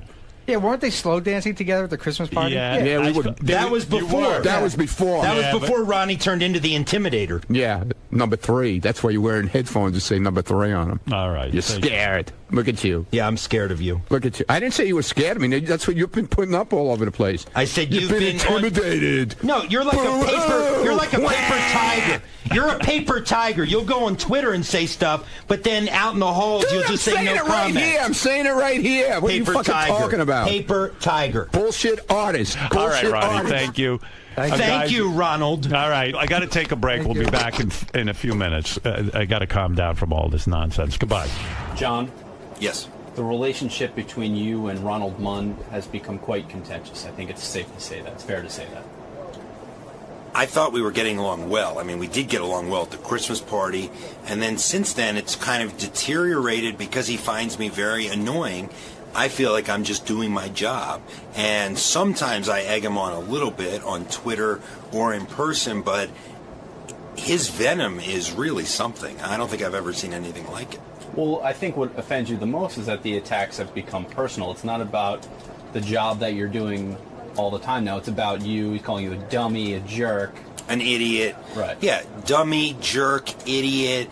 And the funny thing is that he's trying to attack my work and the credibility of my stories, but he hasn't once been able to say that any story I put on the air wasn't true or wasn't accurate. So that's one part. He hasn't been able to discredit any of my stories. So then he resorts to the name calling, the idiot, the jerk, the moron. To me, that's out of line, and I think you heard Howard agree with that too. Fuck him. That's what I say. Howard pointed to the fact that you're angry with John for simply doing his job. Do you agree with that? No. Why not? Explain. He keeps making these statements that he's got sources and times and dates and shit. I don't ask to see it. I didn't ask for your source, dipshit. But that's what journalists Let me see. do. Let me see the times and the dates and where I was. Okay, Mr. Journalist, asshole. What? Let me see the times and the dates. Journalist asshole. Hey, relax. I am. Relax. Go get me the times and the dates, you idiot. So let me play devil's advocate. If he goes and grabs these times and these dates, And I said I would answer yes or no if I was there. but at the end of the day, will that change your opinion on John Lieberman? No, you're still an asshole. Sometimes when discussions like these happen, it can resolve some tension, some issues. Do you feel like any of that occurred between you and Gary today? Did it relieve anything? Was it good to air it out in the open? No, because it could have escalated to something even bigger. I know that, and you know that. And I tried to take the high road, but when asked a question, I'm going to give the best honest answer that I can. And I know when you go to talk to him, he's going to give a snide remark or say something snarky or something, try to put me down, and I don't care. Look, you either like somebody or you don't like the person, and you can't like everybody. It's impossible. And not everybody's going to like you. So the people that like me, great, cool. The people that don't like me, if there are those people out there, they're chicken shits and pussies for coming at me with smiles and talking behind my back. I said I thought I was being nicer to him, and I said I thought he's changed in the last year or two, and I think those are both positive things. I don't know if he saw them as positives. Prior to that, during times when you said Richie had a big chip on his shoulder, what was it like to be around him? You got to watch what you say because he gets angry. He just, you can piss him off. And I was sort of like, well, I'm in charge here. Why do I have to walk on eggshells around him? But he doesn't really work for me, so I don't really have any power over him. And so it's just a matter of coexisting and getting the job done, which I think we've done. However we feel about each other, I will say this: it's never affected the job that either one of us has done here.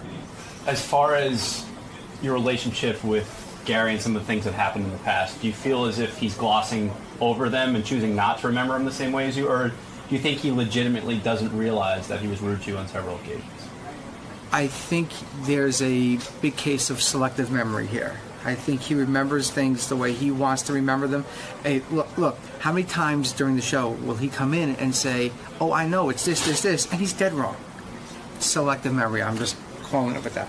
Some of the things that he pointed to as far as maybe comments you made or ways you treated him, you don't seem to remember them the same way. Well, I think that when, we all break each other's balls here. Right, so the comment, like when after the Giants parade, I could see you be one of those guys. Like Will and I, and a lot of people can make that comment. So if you like each other, it's a funny comment. If you don't like each other, then you take it very personally. I probably made the comment liking him, not knowing he didn't like me. So it's I think that if you don't like somebody, everything they say is magnified. Merman. Yo. It doesn't seem as though things got resolved. I mean, you guys are cool, but you still believe there was some underlying beef. Listen, this is clearly a move, like a fuck you move, to me. He could say it's, what was his excuse again? Oh, I didn't invite him to my wedding, and then Rachel and Jason are close, but you know, when fucking Scott's getting invited, John Lieberman, who's probably been here less than a year, I hung out with Richie I've been here over 10 years, and we hung out all the time early on. And yes, I didn't invite him to my wedding, but I didn't invite a lot of people here. He seems to have invited everybody but 3 people. So when Tabitha Stevens is invited to the wedding, and I'm not, like, how can I not be like, well, what the fuck? That's definitely a fuck you to you. As far as Will's lack of invitation, I think the one thing that got to him is the fact that there are only, 4 people, or he's one of the uninvited 4. Whereas with his wedding, I think he had to make a lot more cuts, just given his scenario. Do you see it from his perspective at all? I kind of can, but also when you come out and say, wow, I wasn't invited to your wedding, grow up. You weren't invited. You're not going to be invited to every party. You're not going to be invited to everything that goes on. That's just the way life is. And it's my wedding. I'm inviting who I want. It's not a Stern Show staff wedding. It's my wedding. So I want to invite who I'm going to invite.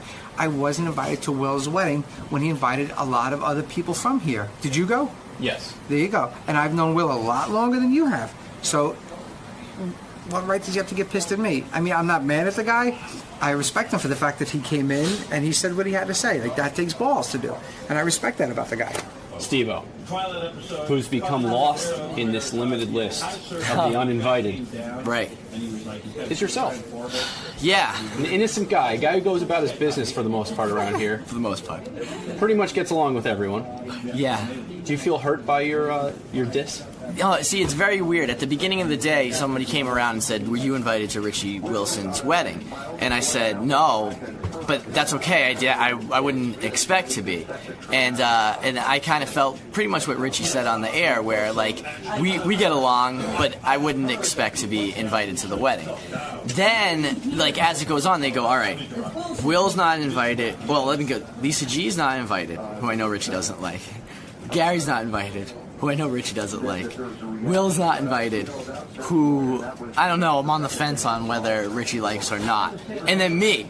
So then the question is either you're the one guy who didn't get invited, or Richie doesn't like me. So then as the day went on, it was more like, what's the deal, But then, he went on the air and talked, and I was like, okay, now we'll find out. And like I expected, he didn't have anything bad to say. Richie walked by during that, too. I know. If I were to invite everybody here from work plus a guest, that would take up 75 of the slots already. Right. So you just have to narrow it down. If it was a giant place that held 500 people, pretty much everybody from here except Gary and Lisa G would be invited.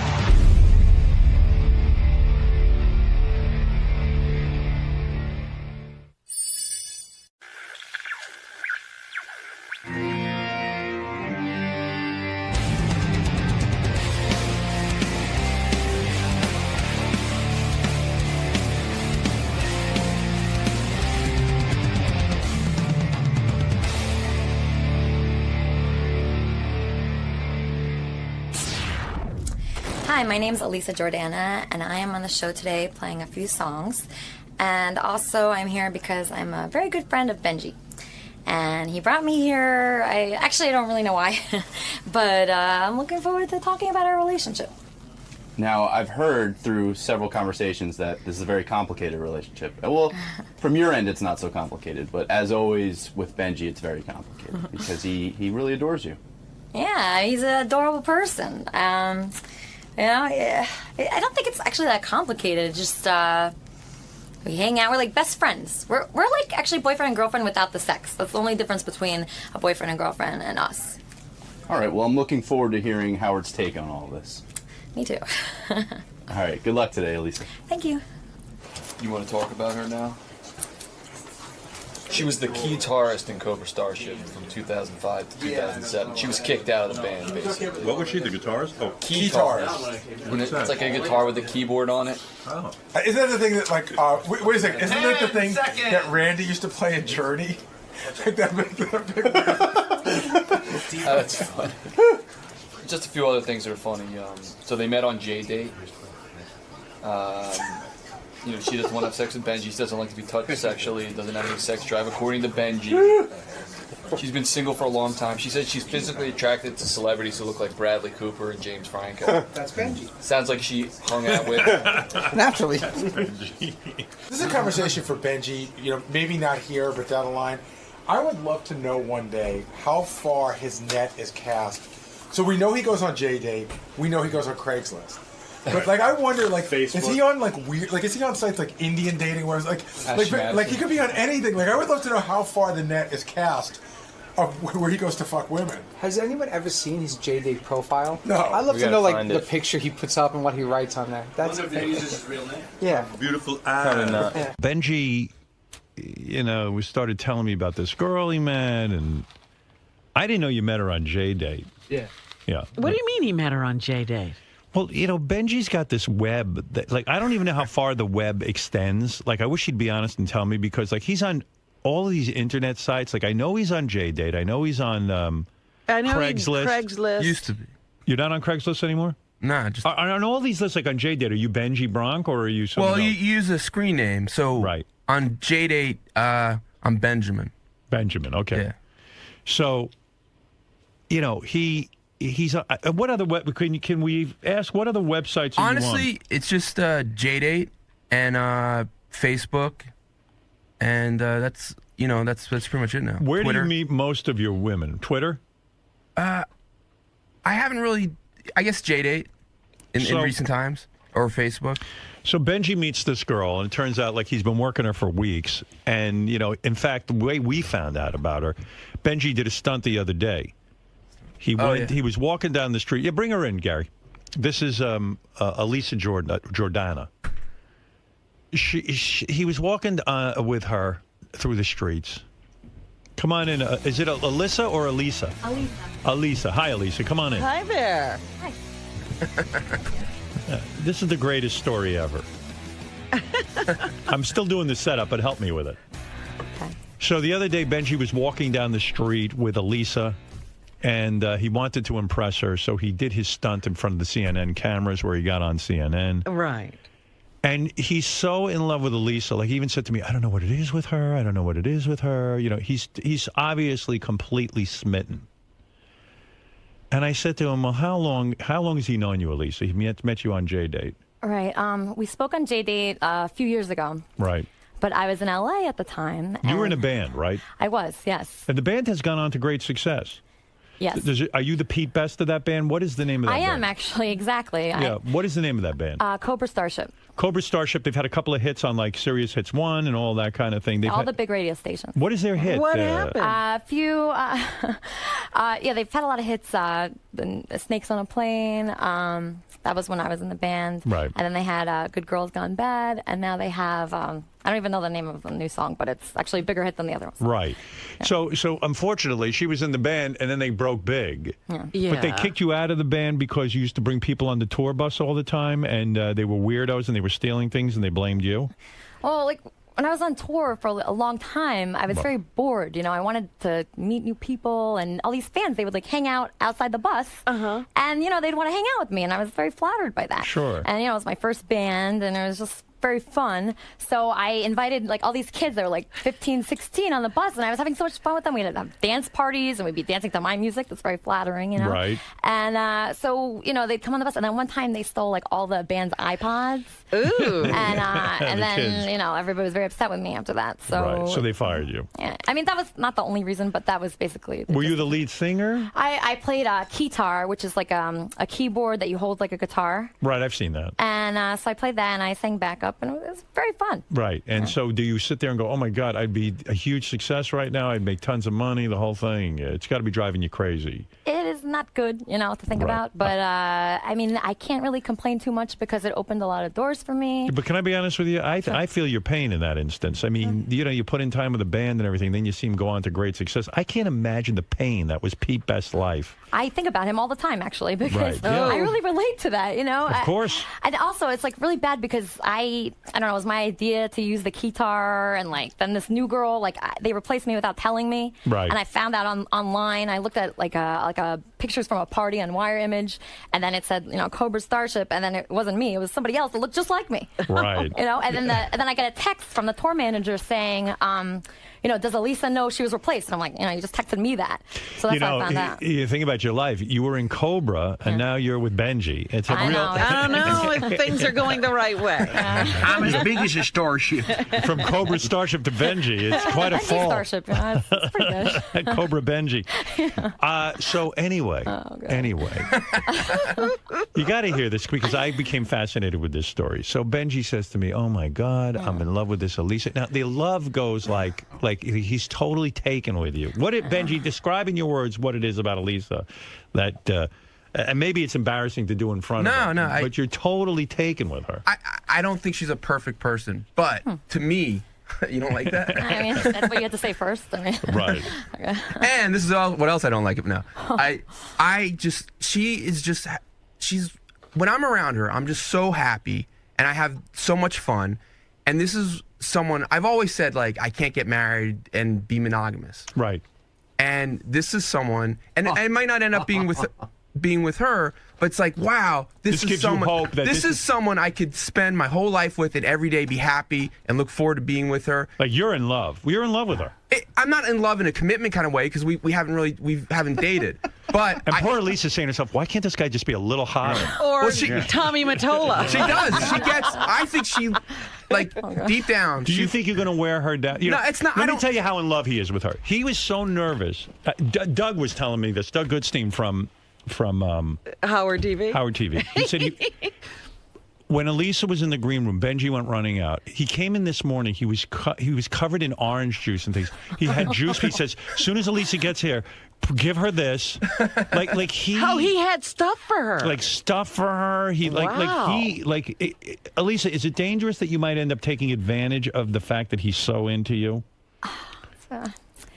I don't want to take advantage of him. Right. I see that he's such a great person, you know, just like towards everybody, not just me. But can you help it? Can I help it?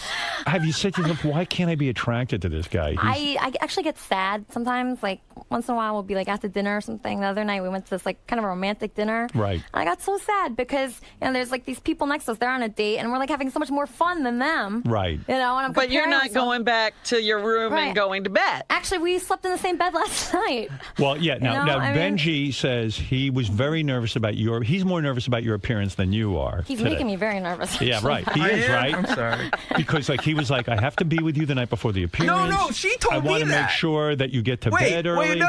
Oh, no. She wanted me to stay with her last night. She wanted me to stay with her last night. You did? I mean, I like being around Benji, I really do. Let's put it this way. Is there any chance he could ever, that you could imagine a scenario where you fuck him?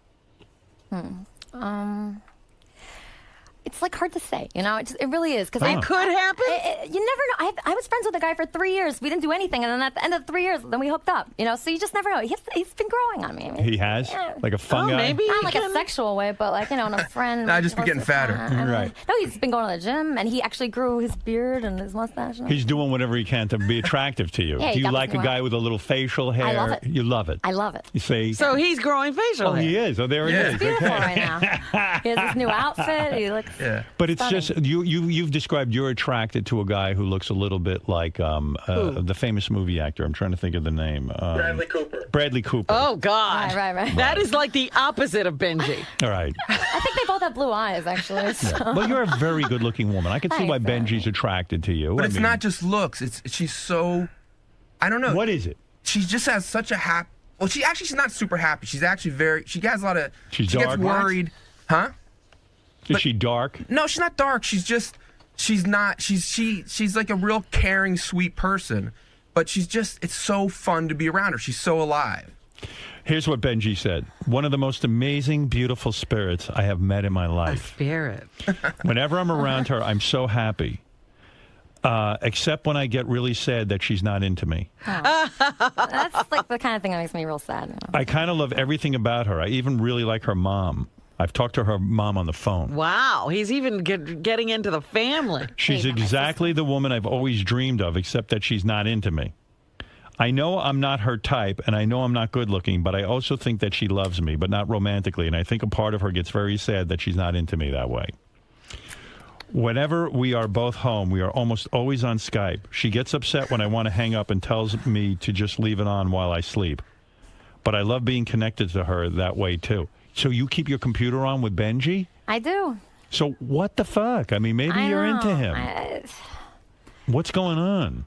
Be honest. Into a person, you know, just like mentally and emotionally and not physically. I feel like that's what's going on. Right. I mean, he's gross. It's like he's a girlfriend. I look at him and I imagine. I try to imagine him fucking. I do. I try to because he tells me stories of that he's good at certain things.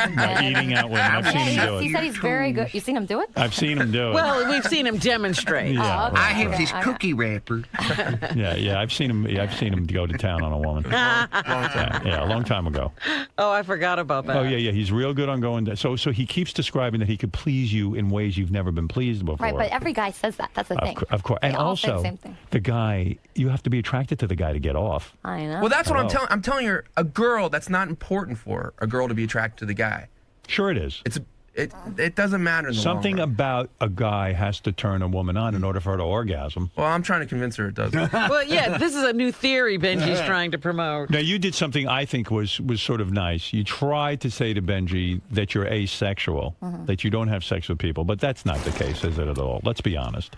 I mean, I don't have sex for sport. I don't go out to a club and be like, oh, I really want to get some tonight. Let me see how I can make that happen. Right. I have to love the person and want a relationship with them. Right. And Benji, as soon as we start talking, he talks about sex right away. And he's like, do you masturbate? It's that's not. I don't want to talk about that. Well, because I'd rather be asexual than talk about. No. The reason excuse me, do you masturbate? So in other words, he's creepy. How big are your dildos? The reason because she did bring up early on, well, I'm not even into, that kind of being physical, and I found that fascinating. Right. And listen to me. If she was into a guy, if Bradley Cooper walked in, she'd be so sexual right now. It wouldn't even be funny.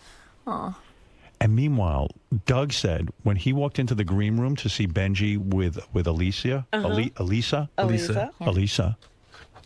He said it's so uncomfortable. Benji gazes at her like you feel like he's raping her with his eyes. It's uncomfortable in front of all you guys and stuff, but He said that you go No, into they're a trance. looking at you. Right. I know. Looking at her. I am nervous today because I know I want her to do so well, and I want her to have a fun time, and I want you guys to see. I know it's there, and I want the world to see that. You feel that she's Billy Joel. Well, not that. I told her she got mad about that. Not that Billy Joel. And not I'm that Billy Joel. Which Billy Joel? Do you find him correcting himself a lot, because a lot of things he says are ridiculous? I just think the Billy Joel thing. I don't want people to be listening for that. Right. What I meant was she really has. She's not just you are in love, my man. She's not like a voice tracker or whatever it's called, like the. You know what's funny about you? She's a classically trained pianist. If she started fucking you. Well, how soon would All you of get this bored? would go away. I said the same exact thing. I don't think so. Listen, I don't know, but I know I would settle down with her. Would I get married tomorrow? No, but maybe next Monday. Yeah. All right. You're really in love. Are you in love? Not in a commitment way. Are you in love? Yeah. Okay. I love her. I love her who she is. I love her. How long are you going to keep this up? If she's not going to have sex with you, does he know? I told her I have a 60-year plan. No, come on, seriously. How? Because I know you. I don't know. Sometimes you will nag her forever. No, I don't know. Have you had sex with other women while you've known Elisa? In the sense that, since we've met each other, yes, you have. Because she's just not going to give you money. Have you kissed her? No. Are you ever going to kiss him even, or would you throw up in his mouth? Or in your own mouth? It's really hard to tell right now. There's no way you'd want to kiss him. I don't blame you. I mean, I think Benji's a great guy. You do? But yeah, but So I mean, is Benji just someone who's taking up the space until you find someone you really want to be with? yes. Like, you're going to drop him like a hot potato if you find a guy you really like you're into. You won't be Skyping him and keeping the line open. You won't have time for him. But the truth is, like, nobody would be a better boyfriend than Benji. Like, he's the best. I Like, he does understand so many nice that, things. but you don't have a boyfriend right now. I know, yeah. But Robin, the I moment think you get one, he's going to be in the way. Are you seeing anybody? No, just Benji. Just Benji. I think she's more worried about me dropping her. Really? Yeah. Why? Because maybe I won't keep up with it. Like, part of me, because I do get so sad sometimes. Right. Like when I get sad about it, it's horrible. How long have you two known each other now? 3 years? We didn't really. I don't remember. Like, we met this summer. Right. What happened? You contacted her on J-Date. We can't. Yeah. You were taken with her picture, I'm sure. No, actually, her profile was really funny. Okay. And that's. I mean, yeah, I know she's super hot, but it's her personality. So how did you wear her down even to have her meet you? I don't. Did you throw in the Howard Stern show stuff, or I mean, how'd you finally get her to meet you? We pretty quickly just said we were going to meet for dinner. Right. And so when you met him, were you like, oh, shit? Did you see a picture of My him pictures first? are very good. No, his picture is amazing. It's That's really a problem. Good. You were attracted to his He picture. had a nice hat on. Right. He looked kind of cool. He did look cool in the he has great pictures. No, but you know, he was Could you just be your picture, Benji? Why don't you tape that picture over your head? no, when we met, I mean, it was kind of nice. He was so nervous. He was like so sweaty and like red. Like it was so he's cute. red. It was adorable. How can you not love him? I've seen that sweaty red look. Yeah. There's nothing adorable We've seen it for about a long time. I don't know. So when you met him, you saw how sweaty and red he was, Yeah, but yeah. you thought it was cute.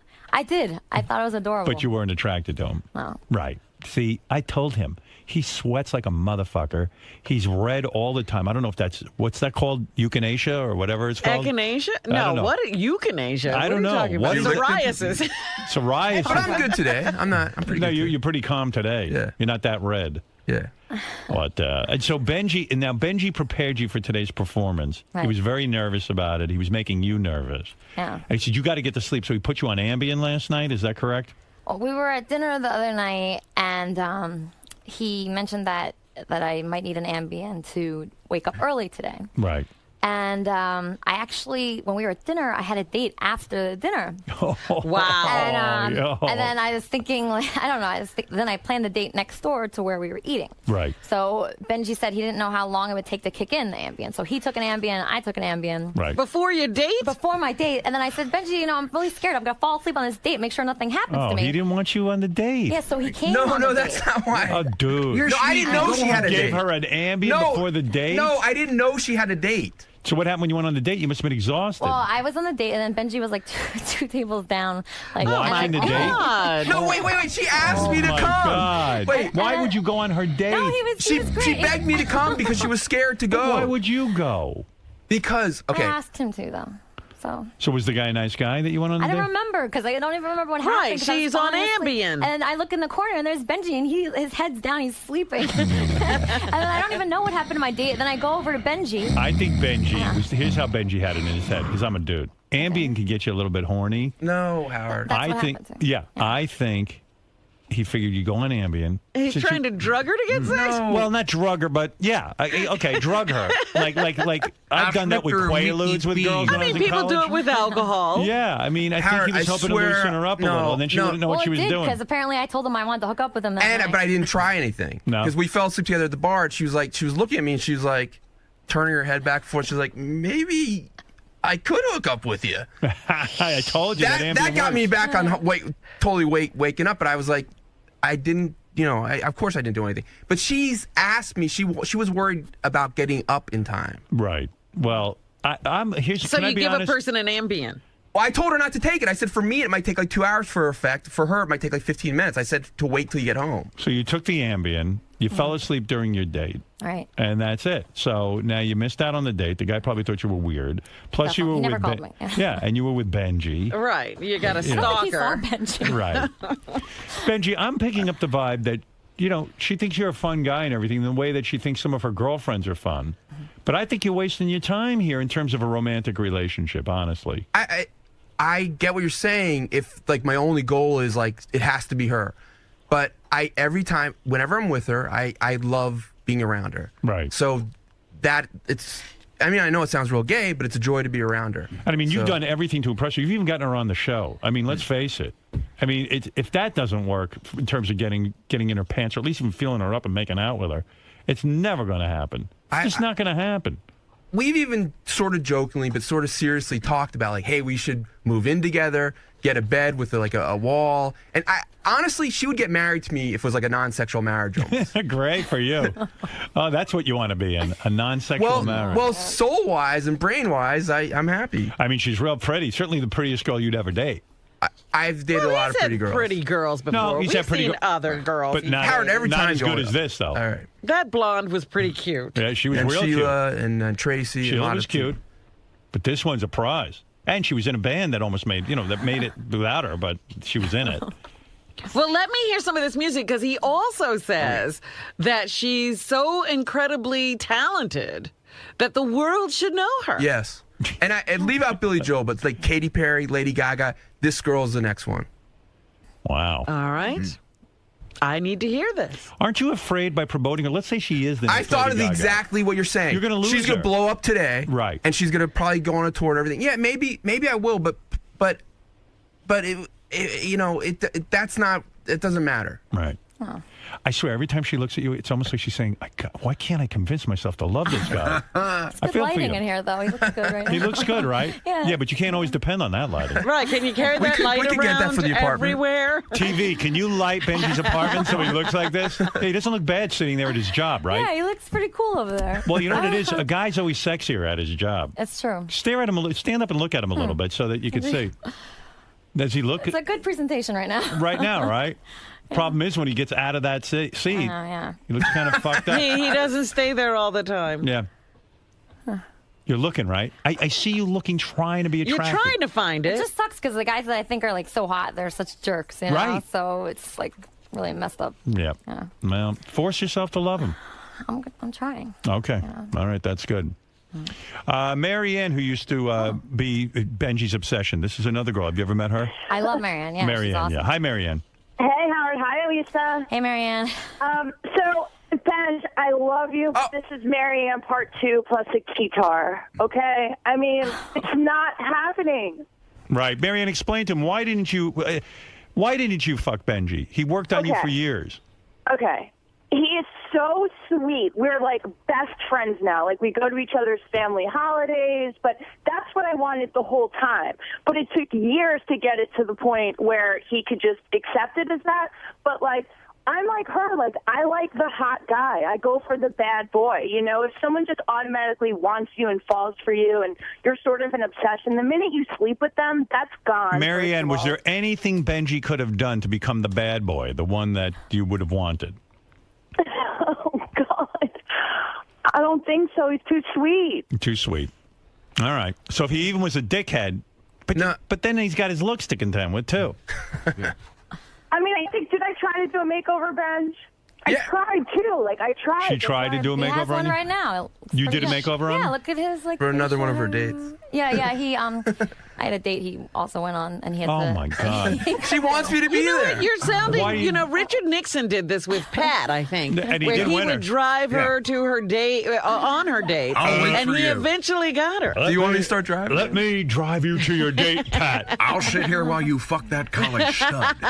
I want to see Benji's heart broken. Dude, this No, is a she's heartbreak. being- I'm very nice to Benji. She's being completely honest to me. I know, but you're going on dates with her? Fucking No, man up. I didn't want to, but she begged me to. Dude, look at me. If a girl ever said to me, I've been in bad situations, but no girl's ever said to me, I want you to come on a She date with begged me to go, Let me so. tell you, I would never get into that. I know, Wouldn't and happen. She begged I me got to too go. much pride. All right.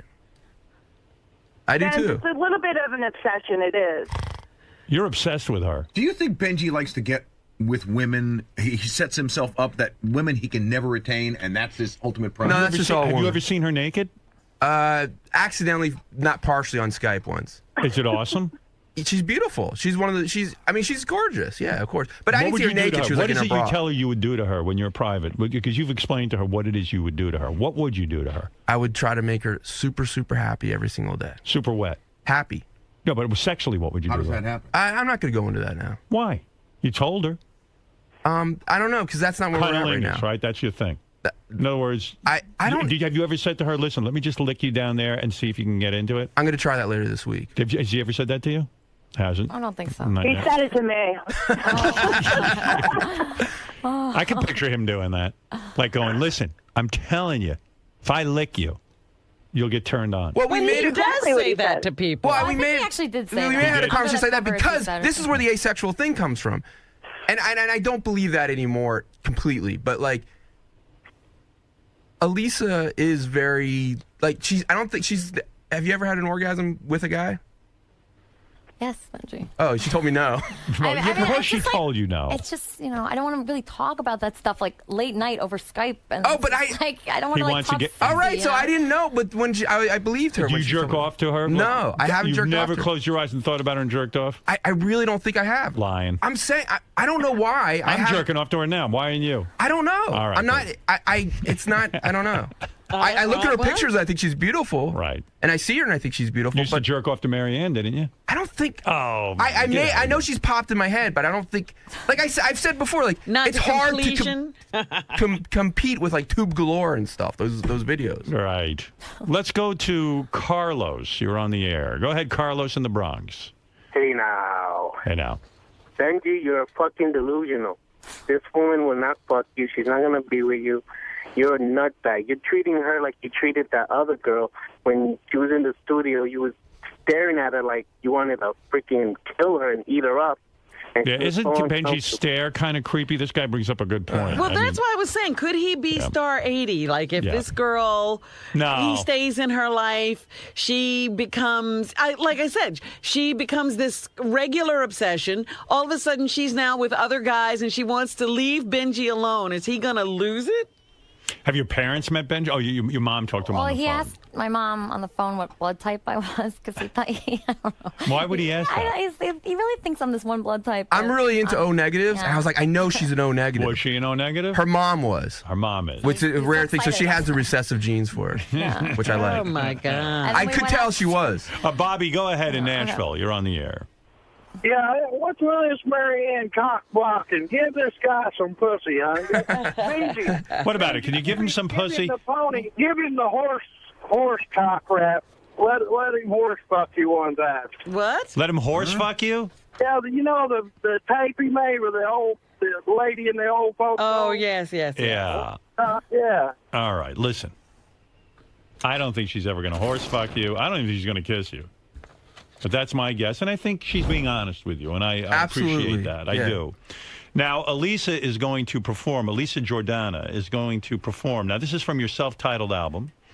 Yes. This song is called Fuck You, I'm Fine. There's profanity in this song. If any kids are at home, get them out of the room. What does this mean, fuck you, I'm fine? Just basically, it's just, I wrote it so like girls, they think about guys like for a long time after you break up. Right. And, it just, I don't know, just like I wrote it and it came so naturally and it's just really how I feel. Right. So, it's just a song meaning no matter what happens to you, you're always yourself. I see. And, just stay strong and don't let anything get to you. And, is she making her entire living from music still? Yeah, I put songs on like TV shows and commercials and movies. Yeah, so I make money doing that. And, other side jobs. I've got a production company. So you're in the music industry. Yeah. Yeah, you don't have to take a job like selling retail or clothing or something like that. You're actually making a living as a musician. Yeah. Which is great. Cool. Yeah, that's cool. Yeah, but Benji needs you to hit it big time. I know. I have so much pressure now. It's like, I know. All right, so Benji has instructed you. You're ready to perform now? Yeah. Right. He's almost like your manager over there. He really is. Yes. All right. Listen, do us a favor and give us a song. Okay. Give us Fuck You, I'm Fine. Maybe someone will hear it, and who knows, then you can find a real boyfriend and get rid of Benji. Oh. Has he gone around and introduced her to any of the record people he knows? Yeah, we know record people. Benji, why don't you try that? Maybe then she'll be attracted to you. No, I have. All right. Here we go.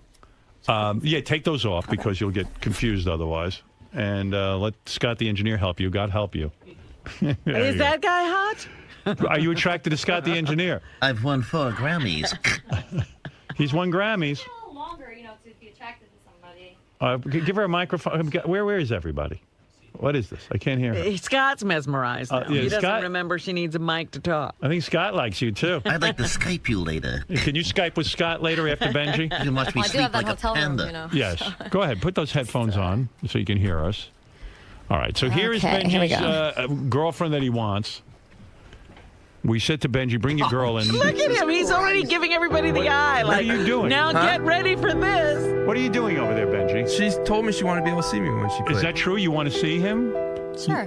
Sure. That's what she never said. I like looking in Benji's eyes. Yeah. All right. Okay, so. Did you take piano lessons? Because you're good. I did, yeah. I used to play classical piano. It's more fun, writing your own songs. I think Absolutely. I know. I've written 2 hit songs.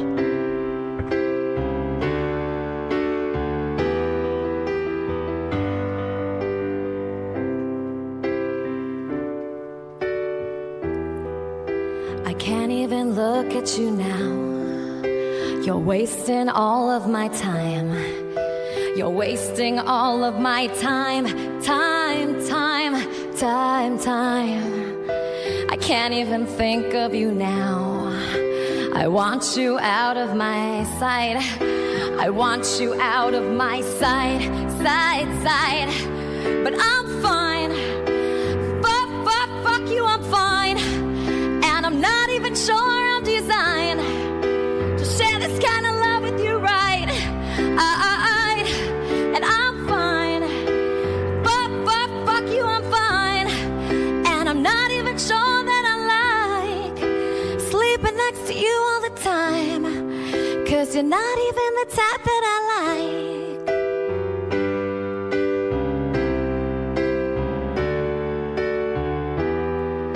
You're not even respecting me now.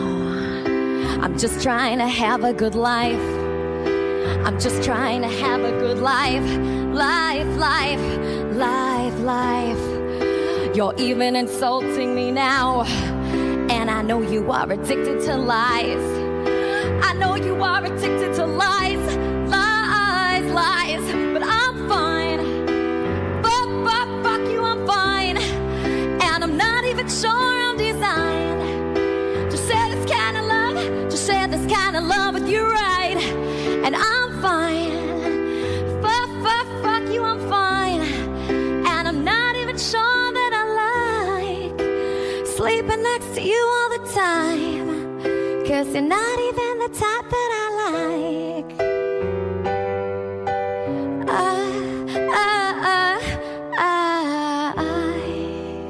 Oh, very nice. Good job. Thank you. Look at Benji. Oh, my God. Look at him. Look at him. Like he See, I performed. told you. He did a good job. Song kind of reminds me of your situation with Benji. It's Wasting like, all my time. I was like, why not look at Benji when you sing this song? Get out of You're my not life. even my type. I mean, No, really. but that just shows that I went out with somebody that wasn't my type, and it ended up being my type, so you never know. Right, you never know. Benji should hang in there with you. Well, listen, it's really wonderful to meet you, Elisa. I've heard so much about Hey, you. till Howard. I'm nauseous. Yes. Yes. Would you want to, like, she has so many, would you want to hear like 30 seconds of another song? Now, Benji, look, listen. I like Elisa. I see why you like Yeah. her. She's a very charming woman. But I'm going to have a talk with you. Okay. I don't know if you want to talk now, you want it on after she leaves or whatever. Could she put the song over But I'm going it, to or- spell it out for you. Yeah.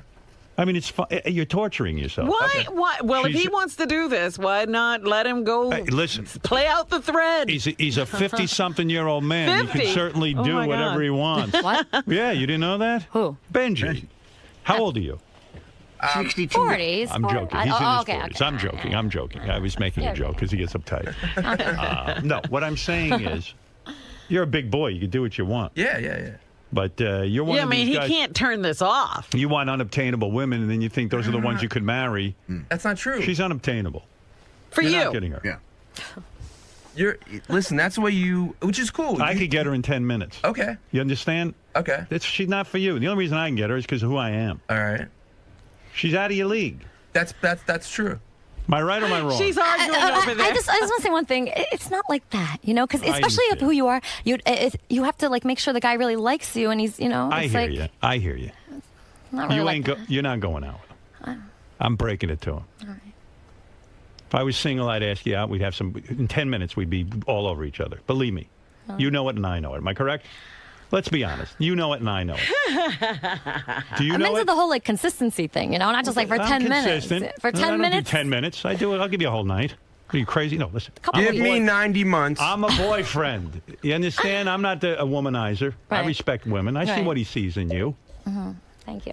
You're not seeing it in him. That's all. You're being honest. I admire that. You're not leading him on. You're telling him, Benji, I'm not into you sexually. I don't know what to tell you. Not attracted to you. But then again, she does lead him on. No, she doesn't. Yes, she does. Spending all this time with you, Skyping all the time, all of that stuff gives you hope. Listen, but that's true. We like being around each other. You make a good point. Sure, but she doesn't want out of it what you want out of it. I know that, and maybe it'll get to a point where I'm like, it's not worth it. It hurts me too much. But the good feelings I feel are more than that at this point. So you don't mind her using you? She's not using me at all. Yes, she is. What? Yes, she is. She's using you. Are you using Benji in a way? In a way. You mean like to be my friend? Yeah. Or, well, I mean, I don't think that's using because I give back. I encourage him, to do things. Like I encourage him to do the CNN thing, and like, I don't know. I just. She loved that. I loved it. It was so fun. I love being with Benji. He'll do anything, Didn't you almost get killed? I think that was her plan. Like I've instructed I have 3 daughters, and then they'll say to me, "What's with guys? A lot of guys, all they want to do is have sex. They don't want to be friends." And I go, "Listen, let me explain the world to you. This is the way it is. I'm your father. It's like that. I tell girls that too. I'm a guy.